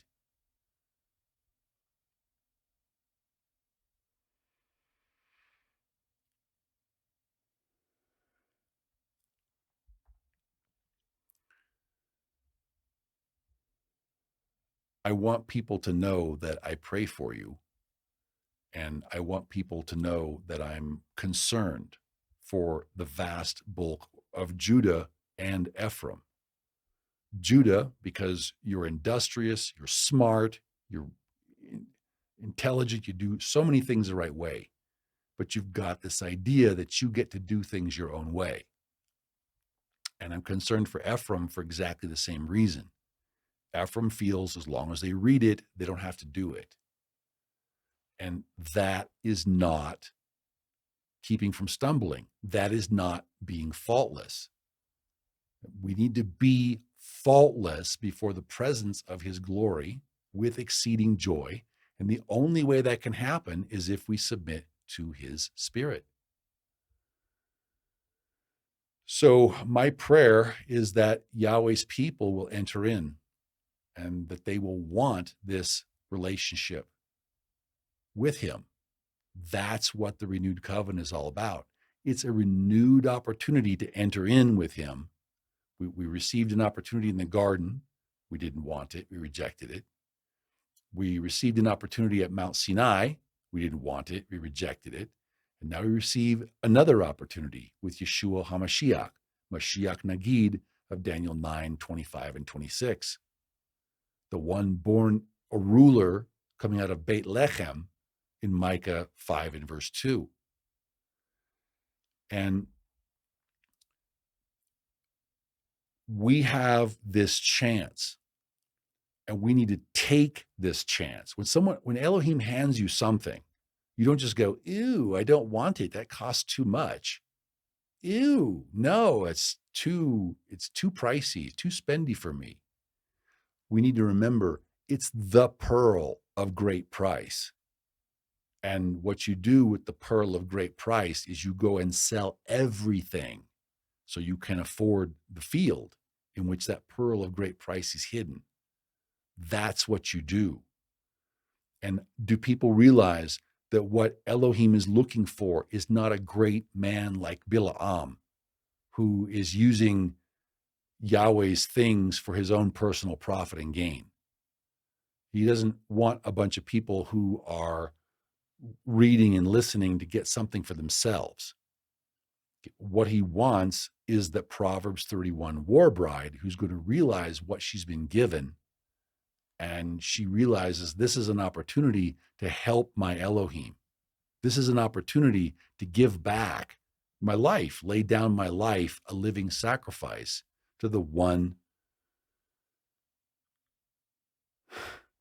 who's done everything for us.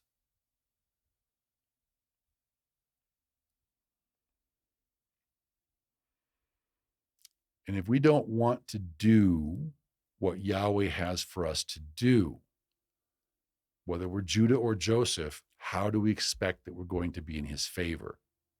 And if we're not willing to follow the rules and the instructions that he lays down in the Torah of Moshe, that Yeshua said he didn't come to abrogate those, how do we expect to be in his favor? And for those who are misleading Yahweh's people, I ask you please to repent, that your soul might be saved in the day of the Master Yeshua. This is our presentation, Parasha Midrash Balak. I ask that everyone please pray and make sure that you are walking in keeping with the scripture, that you are walking in keeping with his spirit. Because if you're not, today is the day for repentance. Shabbat Shalom.